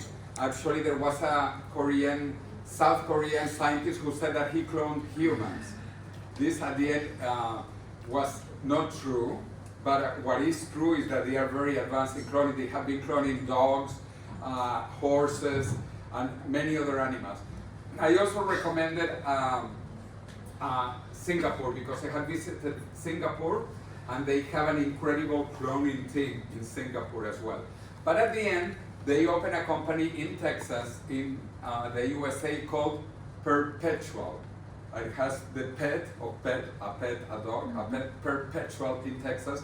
And the price was relatively low. It was only $25,000 for cloning. And cloning is like in vitro fertilization. You normally put many embryos because you don't know how many are going to come out. So they put 4 embryos and the 4 embryos were born. That is why out of one dog, Conan the Barbarian, now he has 4 little dogs. But he did it only for $25,000 in Perpetual in California, in the USA, I think Texas. 25,000, very cheap. Соответственно, получается, Южная Корея, он жил, да, он жил в Южной Корее 3 года. В Южной Корее очень развиты технологии клонирования. Один ученый в Южной Корее даже сказал, что он клонировал человека, и они там клонируют все, и собак, других видов животных, и речь шла про Южную Корею. Также он рекомендовал Сингапур, потому что там хорошие технологии. Но в итоге они обратились к компании в Техасе, которая называлась очень интересно Perpetual. Это переводится, если не ошибаюсь, кто знает, это вечное, но слово pet это домашнее животное, соответственно, то есть там была игра слов. Paternity. Perpetual or paternity? Perpetual. Соответственно, и они клонировали там, это стоило $25,000, что он считает очень дешево, и отвечая на вопрос, почему получилось 4 клона, как происходит, что они не знают, сколько клонов выживет обычно, и создают несколько эмбрионов, и они создали тогда 4, и так получилось, что все 4 выжили, соответственно, родилось 4 клонированных щенка. Speaking about the dogs, do they have the same personality? It's the same question. Эти все 4 собаки, у них одинаковый характер, личность? Yes, they are different. Even though they look physically the same, they are different because they have different experiences. Even though they grew up together, different experiences. In fact, if we cloned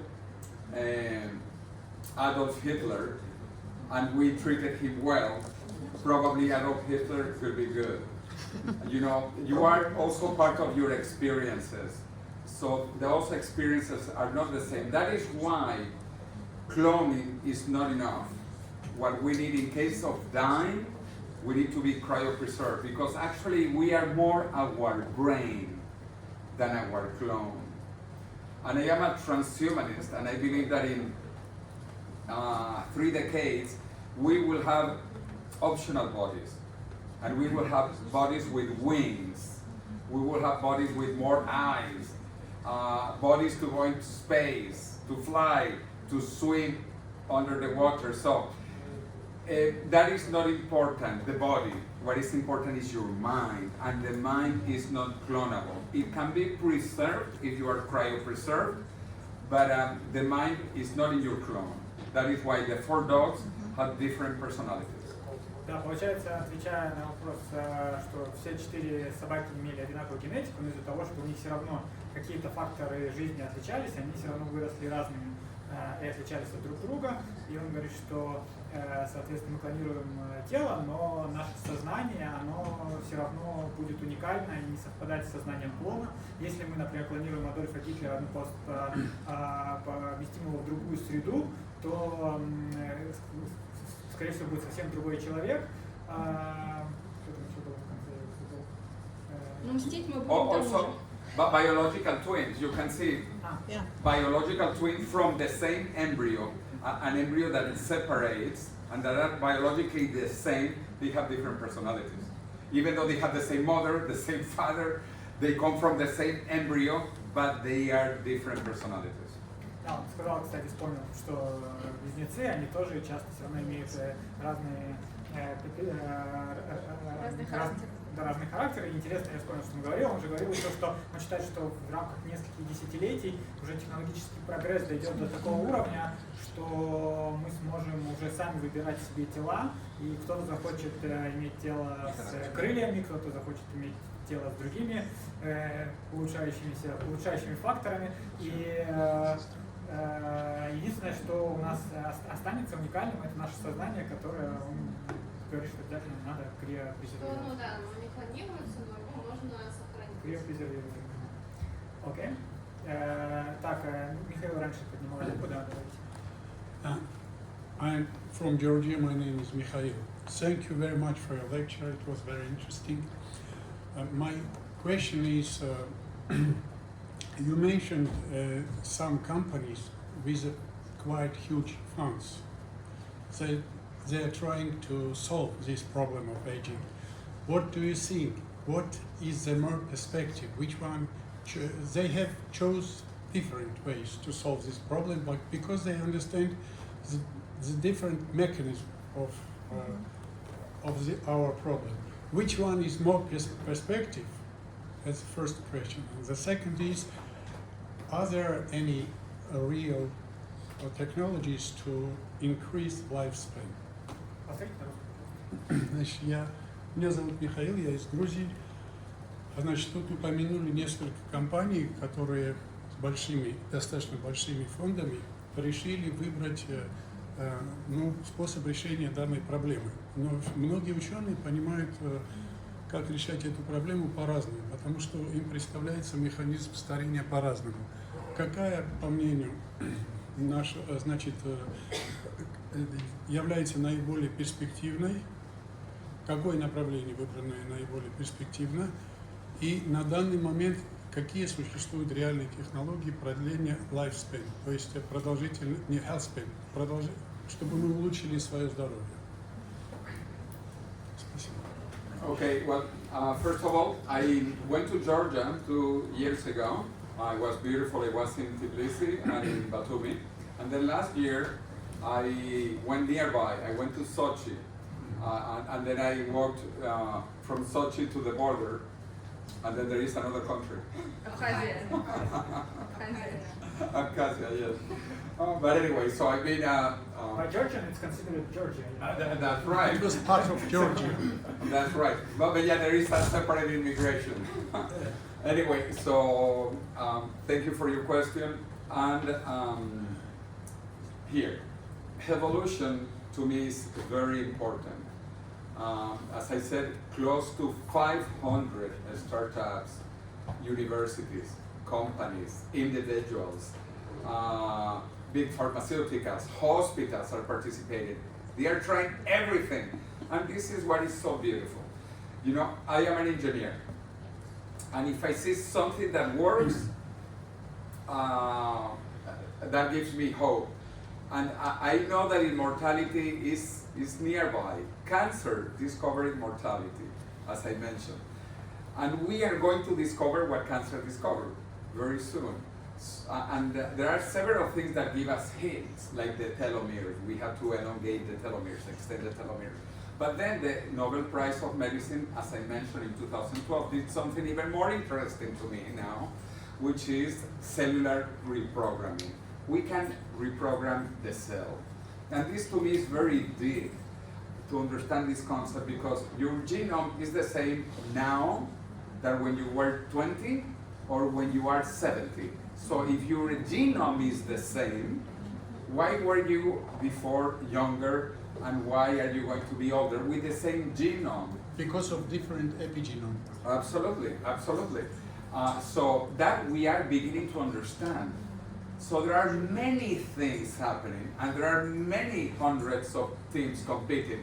So my view is agnostic. Of course, I do have my personal preferences, like I mentioned. I think cellular reprogramming is big. That is why Yuri Milner with Jeff Bezos created Altos Labs, or why the Google guys created Calico, California Life Company, etc., etc., etc. There are many, many of these initiatives working with many things. Another big one is senolytics. Senolytics is also a new concept. no one knew about senolytics 10 years ago, really. And now we are discovering that old cells in the body are bad. We need to eliminate these old senescent zombie cells because they rotten the good cells. It's like a rotten apple rottens the good apples. So we need to get rid of these old cells. So many things are being discovered, and again, I am agnostic. What I know is that immortality exists. Biology has many different types of immortality. Different species are immortal. Different types of cells, germ cells, cancer cells, the first bacteria are immortal. So we just need to find out. So I'm very practical. As an engineer, I just want to understand and do it better. But I do have preferences. As I mentioned, 3 senolytics is very interesting. Telomeres, regrowns, and cellular reprogramming. These are, to me, 3 very interesting things. But also, therapies using stem cells. The stem cells are incredible as well. That is why some animals also don't seem to age, like lobsters. Lobsters do not biologically age. The problem is that they keep on growing forever. Lobsters grow, and then when they change their carcass every year, because they grow, they need to change their clothes, their carcass, and then they are vulnerable, and they are very tasty. So any animal can get the lobster, can eat the lobster. So lobsters die, not because they age, but because they keep on growing forever. And they are full of stem cells. Their bodies is full of stem cells. There are other animals like the Mexican salamander called ajolote. They are also full of stem cells. That is why they are able to regrow any part of their body, including their brain. They can regrow their brain, their legs, their lungs, their arms. They can regrow their hearts. Anything they can regrow because they are full of stem cells. So stem cells are very important as well. So also gene therapies. Gene therapies have the potential of doing many things. So there are many things. They are all exciting. And so that is question number 1. Question number 2, I talked about a bridge that takes us to another bridge that takes us to another bridge. We don't have immortality yet. We will, but not yet. So we have to do simple things. I said, bridge 1 is do what your mother told you. So don't drink too much vodka. This is one of the biggest causes of death in Russia, vodka drinking. And I'm serious. So a little bit is good, I like it, but not too much. So anyway, there are things like I take metformin. Metformin has proven scientifically, statistically, that it is good for longevity. So I take some other supplements because the body might not have enough. So those supplements are good. You know, I just care to extend my life maybe 1, 2, 3 years until the new set of therapies arrive. And then those will let me live even longer until the new set of therapies arrive. So until we have the one magic bullet, we have to go step by step. Yeah. Just a quick comment from my side that it's curious because Mikhail, he works on exosomes. It's a very Exosomes, very interesting. Yeah. Thank you, thank you. There was an incredible article about exosomes in mice now, I think a few days ago. Yeah. So if you want some injection, he has. Exosomes are a way to reprogramming our genes. Yes, yes. Окей. Так, сначала он сказал, что он был даже в Грузии, 2 года назад в Тбилиси, в Батуми, и был в Сочи, потом в Сочи он подходил границу с Грузией, посмотрел на него с того конца. Соответственно, про терапии, про которую, во-первых, он мне сказал про Хеволюшн, что он очень... Кто не знает Хеволюшн, это принц Мухаммед бен Салам из Саудовской Аравии. Он сказал, что он заинтересовался борьбой со старением и сказал, что будет выделять $1 миллиард в год на борьбу со старением. В том числе сделали они вот этот приз X-Prize, и также они финансируют большое количество и исследователей по всему миру, не только в Саудовской Аравии, в Латинской Америке. Вопрос это от меня комментарий просто, чтобы вы понимали контекст. И также они там 500 компаний, я так понял, всего слов хотят тоже финансировать. Вот это очень мне нравится. Он очень он диверсифицированный подход, он перечисляет множество терапий, он не хочет выбирать что-то одно, он перечислил несколько. Во-первых, он сказал, что если глупые раковые клетки смогли стать бессмертными, как он рассказывал, и обрести бессмертие, как на примере той женщины, чьи клетки до сих пор живут в разных уголках мира и не умирают, также мы чуть умнее, скорее всего, сможем что-то изобрести. И начал перечислять, и у нас много намеков, он сказал, так, например, укорочение теломер и терапии, которые могут продлевать теломеры. Потом другие альтернативы он перечислял, что ему очень нравится, и в лекции он свою упоминал, частичное перепрограммирование. Это когда мы меняем наш геном, он 20-летнего и 80-летнего он одинаковый, но с возрастом меняется, есть теория, что с возрастом меняется именно эпигеном. Это какие-то сигналы, скажем так, в наших клетках, которые говорят, какие конкретные гены должны быть активны. А потом он сказал, что ему очень нравится теория сенсентных клеток, которая тоже относительно недавно возникла, которые надо удалять. И потом он перешел к стволовым клеткам, сказал, что тоже он верит сильно в них, и приводил примеры, что лобстер, соответственно, что он растет, что они там, что лобстеры не стареют, и они постоянно растут, и у них, потому что у них стволовые клетки, которые им все органы, соответственно, чинят. И была еще какое-то мексиканское животное, вот Акселотль. Акселотль. Да. Mexican salamandra. Да, которых то же самое из-за большого количества стволовых клеток, они не стареют. Но в целом его подход, что он хочет использовать, и метформин тоже он принимает, он сказал, соответственно, и он сказал, что, вот как он говорил про несколько мостов, первый мост это то, что делаете то, что говорит ваша мама, не пейте много водки, чуть-чуть, можно, он сказал, что в России одна из основных причин смерти это из-за водки, соответственно, но на этом мы далеко не едем, и он использует доступные технологии прямо сейчас, которые позволят ему выиграть 1-3 года, но дальше он ждет, что будет новые технологии, которые он дальше будет использовать и строить эти мосты, чтобы дожить до момента, когда старение будет побеждено. Кто следующий вопрос? Вот парень сзади, мне кажется, раньше поднимал, да? Is there a confident element about cryonics companies, like insurance presents the bankruptcy of each cryonic company? If so, would you tell about them, or cryonics is still risky business, and you have solutions for this type of risk, like bankrupt? Do you understand the question? На русском переведу. About insurance in cryonics. Да, на русский говорите.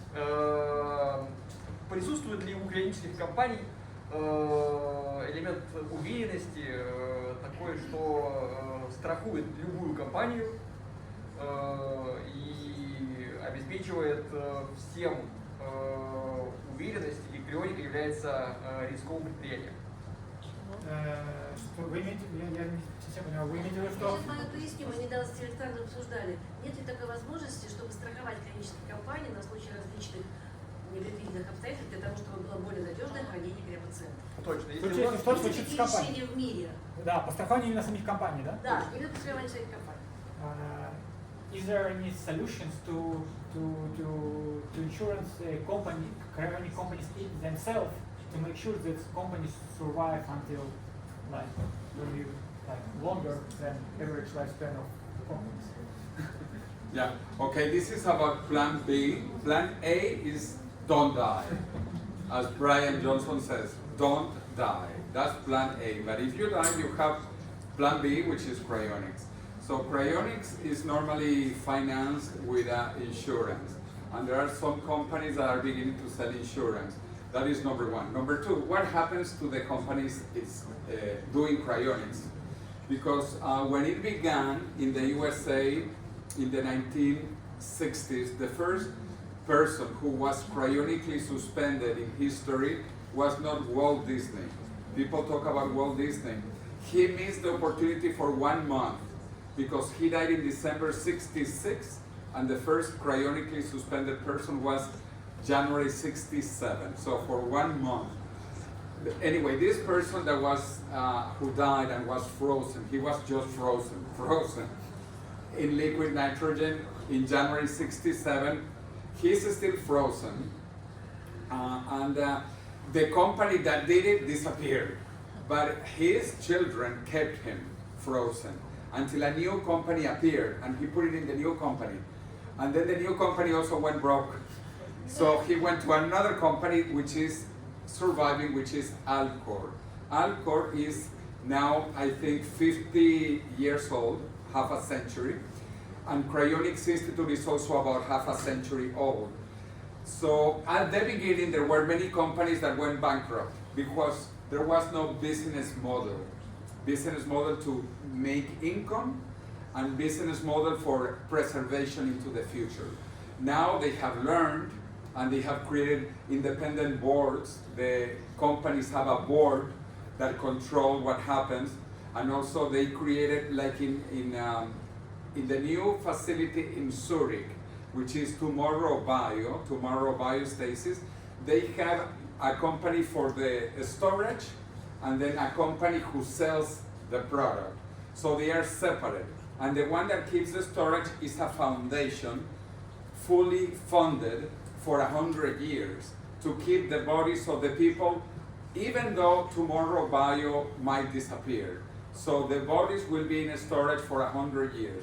This has been learned through experience of what didn't work in the past, having an independent board, having a foundation. So I think this is also evolving. And now the companies will become better and more professional. And this is also exploding. In the last 10 years, there is a new facility in China, Jinfen, that has already 15 patients. There is a facility in Australia that has its first patient. There is a new facility in Korea, and there are new facilities in Miami, in Florida, in Oregon, in the USA, one in Mexico. In Mexico, I am helping a Mexican group to begin next year a facility in Mexico. And now in Russia, there are 2 instead of 1. So this is growing because, as I said, it is never good to die, but especially not now that we are discovering that we are close to immortality. Так, ну, во-первых, он продолжает рекомендовать никому не умирать до крионики, соответственно. Теперь, отвечая на вопрос, он сказал, что вообще первый человек, которого криопрезервировали, был в 1970 году, в январе.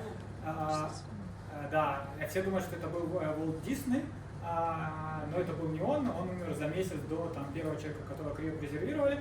И дело в том, что как раз та компания, которая заморозила, его просто заморозили, даже я так понимаю, что какая-то там была простая совсем технология, это даже не было криопрезервирования. А он живой был?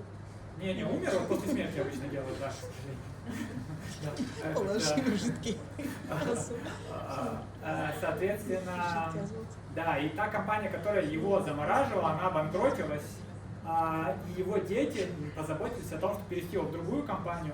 Та компания тоже потом обанкротилась, и в итоге он оказался уже в 3-й компании, которая называется Alcor. Это самая известная, наверное, вообще компания, потому что, не знаю, там порядка 500 человек презервировано в США, вот, и то он там больше лежит, и той компании ей как раз уже 50 лет, он сказал, но сейчас это все, и он начал объяснять, как сейчас есть новые подходы, это все эволюционирует, сама сфера, люди ищут новые подходы, так компания Tomorrow Bio, это немецкая компания, но у них место, где они хранят тела, оно находится в Швейцарии, и они разделили так, что есть компания, которая сама дает подписки и замораживает людей, но потом она средства передает уже другой независимой компании, которая является некоммерческой организацией, Foundation, который как раз имеет капитал, чтобы дальше существовать дольше. И идея в том, что некоммерческая компания, у которой есть финансирование, что-то аналог как Нобелевской премии, соответственно, оно будет двигаться. что они позаботятся, эти некоммерческие компании. И также сейчас это все активно развивается, множество новых мест открывается. Он упомянул Австралия, Китай. В Китае уже там больше 10 человек, он сказал, заморожено. В Австралии уже первый человек. В Южной Корее, в Мексике он помогал открывать подобные места. Вот. А сколько у нас вопросов еще мы можем, или все совсем? Yeah. No, it was, I forget to get connected to the Wi-Fi. Okay. Yeah, that is what I was looking for. No, but there is a Wi-Fi here somewhere, so. Okay, no problem. Сколько времени у нас есть?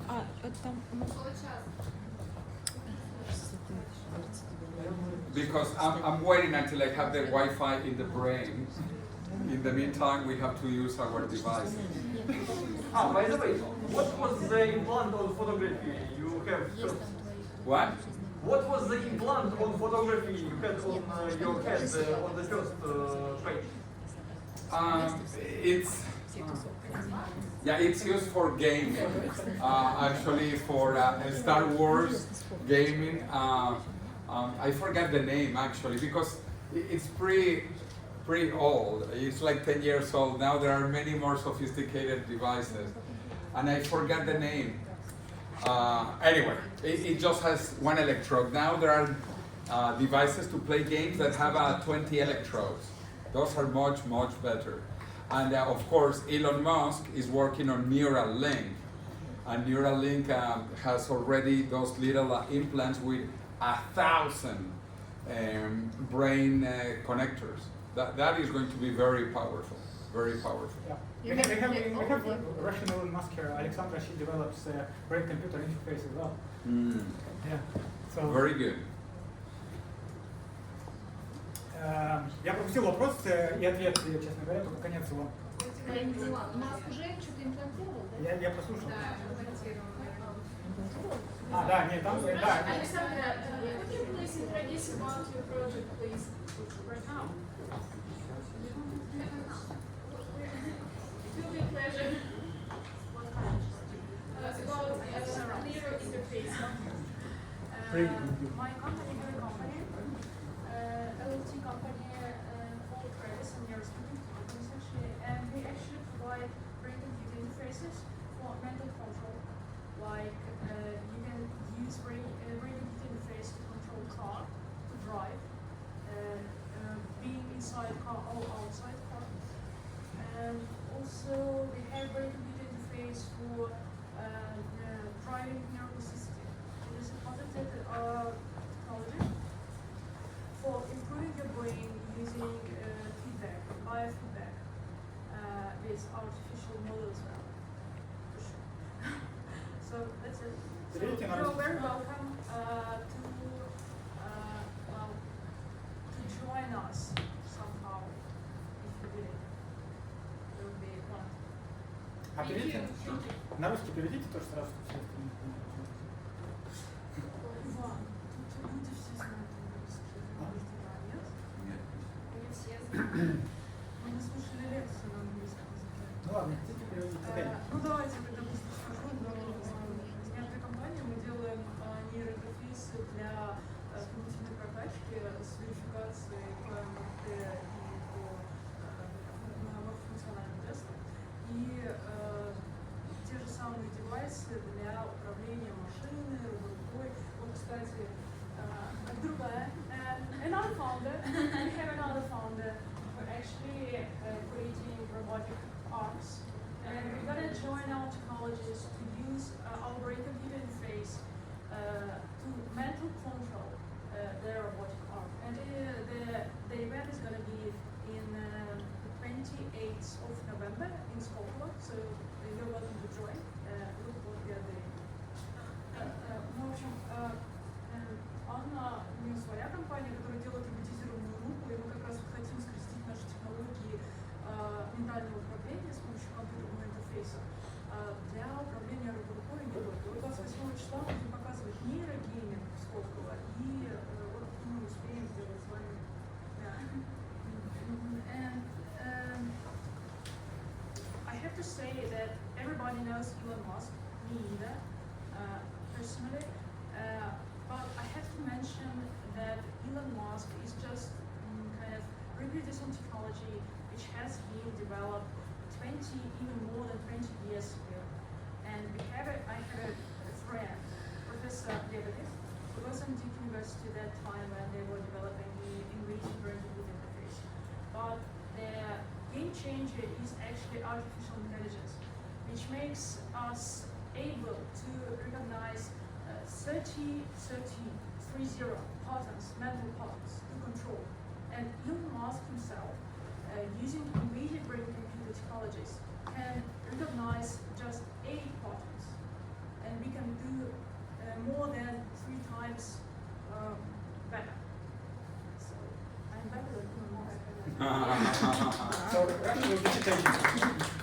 Wonderful. Давайте дальше еще вопросы. Давайте, девушка.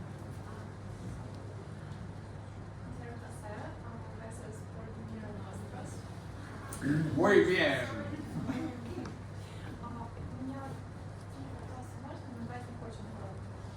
В общем, первый вопрос.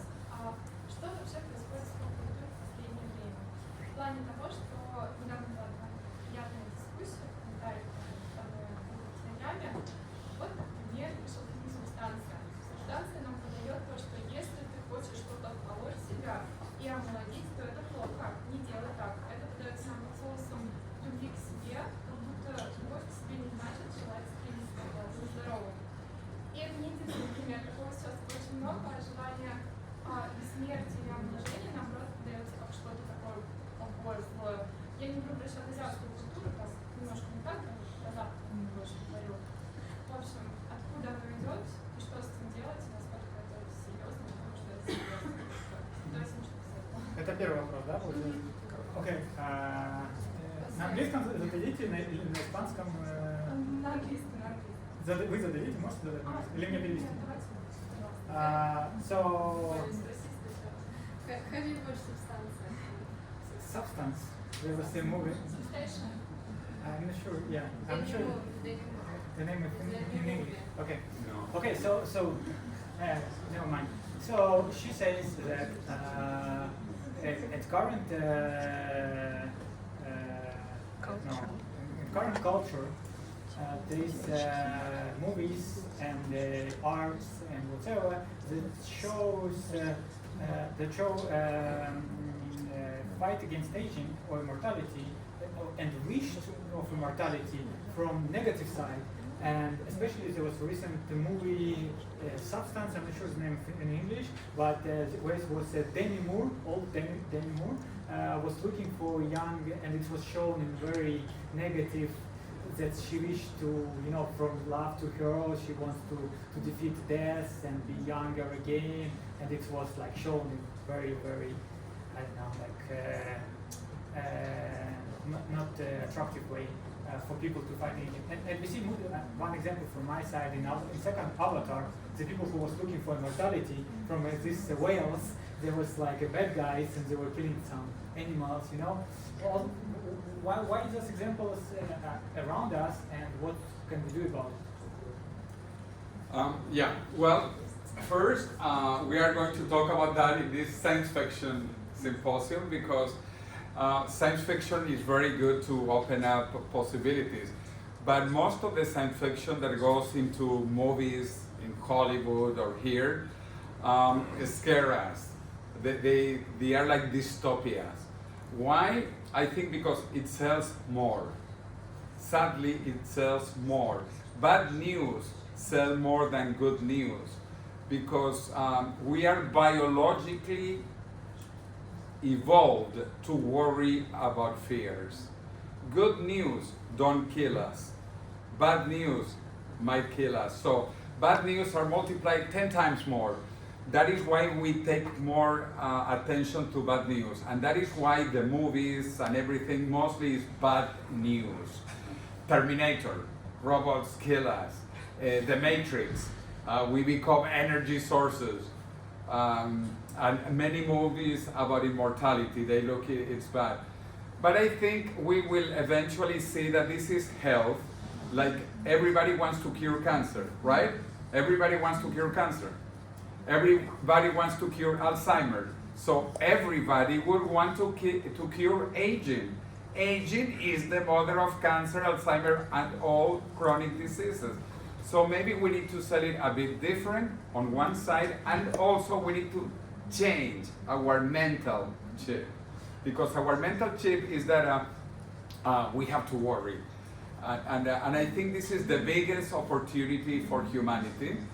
And eventually we will say it's good. So. Соответственно, с чего начать? Получается, он говорит, что это исходит из человеческой природы, потому что это продается лучше, вот эти все антиутопии и так далее, люди идут на них, так же, как с плохими новостями, люди смотрят плохие новости, а рейтинги хороших новостей очень плохие, и поэтому рынок так устроен, что мы вынуждены, что показывают то, что люди смотрят. Но мы можем постепенно заходить с другого конца и рассказывать про то, что все понимают, что рак это плохо, болезни это плохо, и что старение может это, соответственно, лечить. У вас еще вопрос был? Да, если можно. Второй вопрос. Есть ли что-то в вашем понимании похожее на душу человека? Но не религиозное значение, наверное, бесплатно, а может быть значение какой-то энергии, либо процесса личности, вот что в вашем понимании душа, что это такое? What do you think? Is it any? Is there such a thing as a soul, and not like a religious soul, but maybe some type of energy? Is it something like that exists from your perspective? Well, I am an engineer. I'm very practical. When I meet the soul, I will say hello. Until I meet the soul, I am doubtful. But as I showed, I love to do a meditation. If you saw me meditating with the Hindus and Buddhist cultures, I find that absolutely fantastic. Well, this is such a long presentation. But if you remember, I have somewhere here. Wow, this is so long. You skipped it. I think this is also good for longevity, to meditate, to think about so many things. But yes, so far I don't. But I am open-minded. So when I meet my soul or my spirit or another one, then I will change my mind. Until I don't, I will not change my mind. But I think we can transcend the human condition, which is important. We are going to go into something bigger. In fact, Ray Kurzweil, my friend, the author of The Singularity is Near, he was asked, people asked him, does God exist? And he said, not yet. Not yet. So I think we might create God. We might become gods. This is what Buddhism is. You have the potential to be enlightened, to become almost a god. So I believe in that. So some people think this is religious, some people think it is not religious. I particularly don't care. You know, what I care about is curing aging, curing cancer, curing Alzheimer's, curing aging, and then I will have more time to meet my soul. Окей, да, кто-то не понял, это Хосе, его идея была в лекции, что он хочет стать бессмертным, чтобы учить и русский язык, и стать там буддистом, и все успеть, соответственно. Но вообще он мыслит про Бога как инженер, он привел, например, Рэя Курцвелла, про которого тоже упоминал, это известный футуролог западный, который предсказывает там сингулярность в 2045 году, и он у него спросил, и он сказал, что у него кто-то спросил у Рэя Курцвелла, есть ли Бог, и Рэй Курцвелл сказал, пока что еще нет. Соответственно, он считает, что технологии будут так развиваться до момента, когда будут такие вещи, соответственно, появляться. В общем, да, ребята, значит, дальше будет нетворкинг, еще время свободное, можно будет пообщаться с Хосе. Мы хотим оставить еще час, просто между собой пообщаться нам хотя бы. Вот, последний вопрос я задам, Хосе. Вот у нас разные люди есть в аудитории, и ученые, и предприниматели, кто-то предприниматель в сфере longevity, кто-то не в сфере longevity, врачи, просто люди, заинтересованные в сфере старения, что, на его взгляд, наша комьюнити может сделать, чтобы приблизить победу над старением. Okay, so Jose, Here, in case you haven't noticed, he has the Italian thing, and I have my band. I have two. I have Susalu, that was the first pop-up city in Montenegro. Yeah. You were also there. Yeah. And then also Vitalia. Vitalia is the other one. This one in black that goes. We have to take a picture with this behind. Of course, absolutely. Yeah. Vitalia. Yeah. Quite an interesting experience. Он еще сказал, что вот это была Виталия, про которую он рассказывал, мы там были, я и Анна мы были, и он показал, что у меня футболка Виталия, это как раз вот этот поп-ап сити в Гондурасе, про который он двух слов сказал, и у него еще браслет остался оттуда с января-февраля года, он до сих пор носит, и другой браслет у него еще Зузалу браслет, это было еще, это уже было в мае, получается, прошлого года в Черногории тоже был первый поп-ап сити, Виталий Бутерин его там организовал вместе с Витадалом. Вот. Jose, I have like we will have a network. Yeah, we'll take a picture just in a moment. Just a last question to you. Yeah, it's good to take pictures so that remember, in the year 2045, you look at the picture and say, oh, remember when we were old. Да, он говорит, что сейчас он будет делать фотографии и будет смотреть из будущего, что вспоминать, как мы были стары. So the last question that now we will have like a free time, like 30 minutes, 1 hour, maybe have snacks and for pictures and maybe like some personal questions, networking. And so the last question that I have to you from me personally. So we have an audience. How you can see that we have very advanced audience and we have many scientists, entrepreneurs, doctors. People are very including inspiration from you, like now even more inspired to fight against aging, and people want to contribute the most important task to defeat death. What's from your perspective, apart from buying your book, what's our audience can do? What else? What can we do? Well, first of all, I'm really happy to be here. I hadn't been back, as I mentioned, in Moscow in 5 years. I actually admire Russia. I think Russia is one of the greatest nations in history, and Russia has many top scientists. And as I mentioned, there are many Russians working on longevity internationally as well. Many of them you know them too, like two good friends, Mikhail Batin and Anastasia Gorova, and then the people from Giro. Maxim, Colin, Peter. Yeah, so many. I mean, I have like 30 Russian friends working on longevity outside Russia. Now you have 30 more. Yeah. And also Sergey Young, who is in Abu Dhabi. He wrote the epilogue of my book in Russian. And so many people. Anyway, so I think Russia is fundamental to kill death. You know, we need to work together to kill death. Death is our common enemy, and we have to kill death before death kills us. This is more urgent for me than for you, because I'm much older than you. I know I look very young, but I have 127 years. So anyway, well, we have to work together and to do many things in many areas. Some people are good at writing, some people are good at researching, some people are good at financing, some people are good at in political areas, campaigning. So each one is different and each one has a different contribution. So besides reading the book, or let me ask you one question. Which cover do you like more? Because this is called Marketing AB. Alpina, which is the Russian publisher, he published the two covers to see which one would sell more. So let's see. Поднимите руки, кому нравится вот эта обложка. Raise Dark hands. side and Who light side. raise hands who likes this one. Okay, and raise hands who likes this one. 50-50.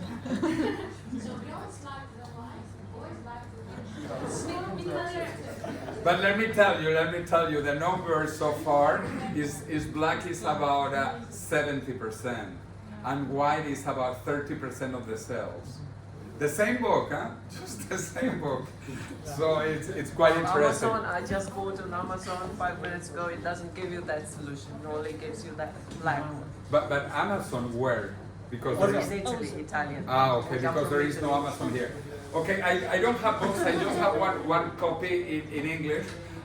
If someone wants to buy, unfortunately, I didn't bring any. I think Alpina will have some books in the symposium. На объявлении о встрече там ссылка на книгу на Альбину. Я прикрепил.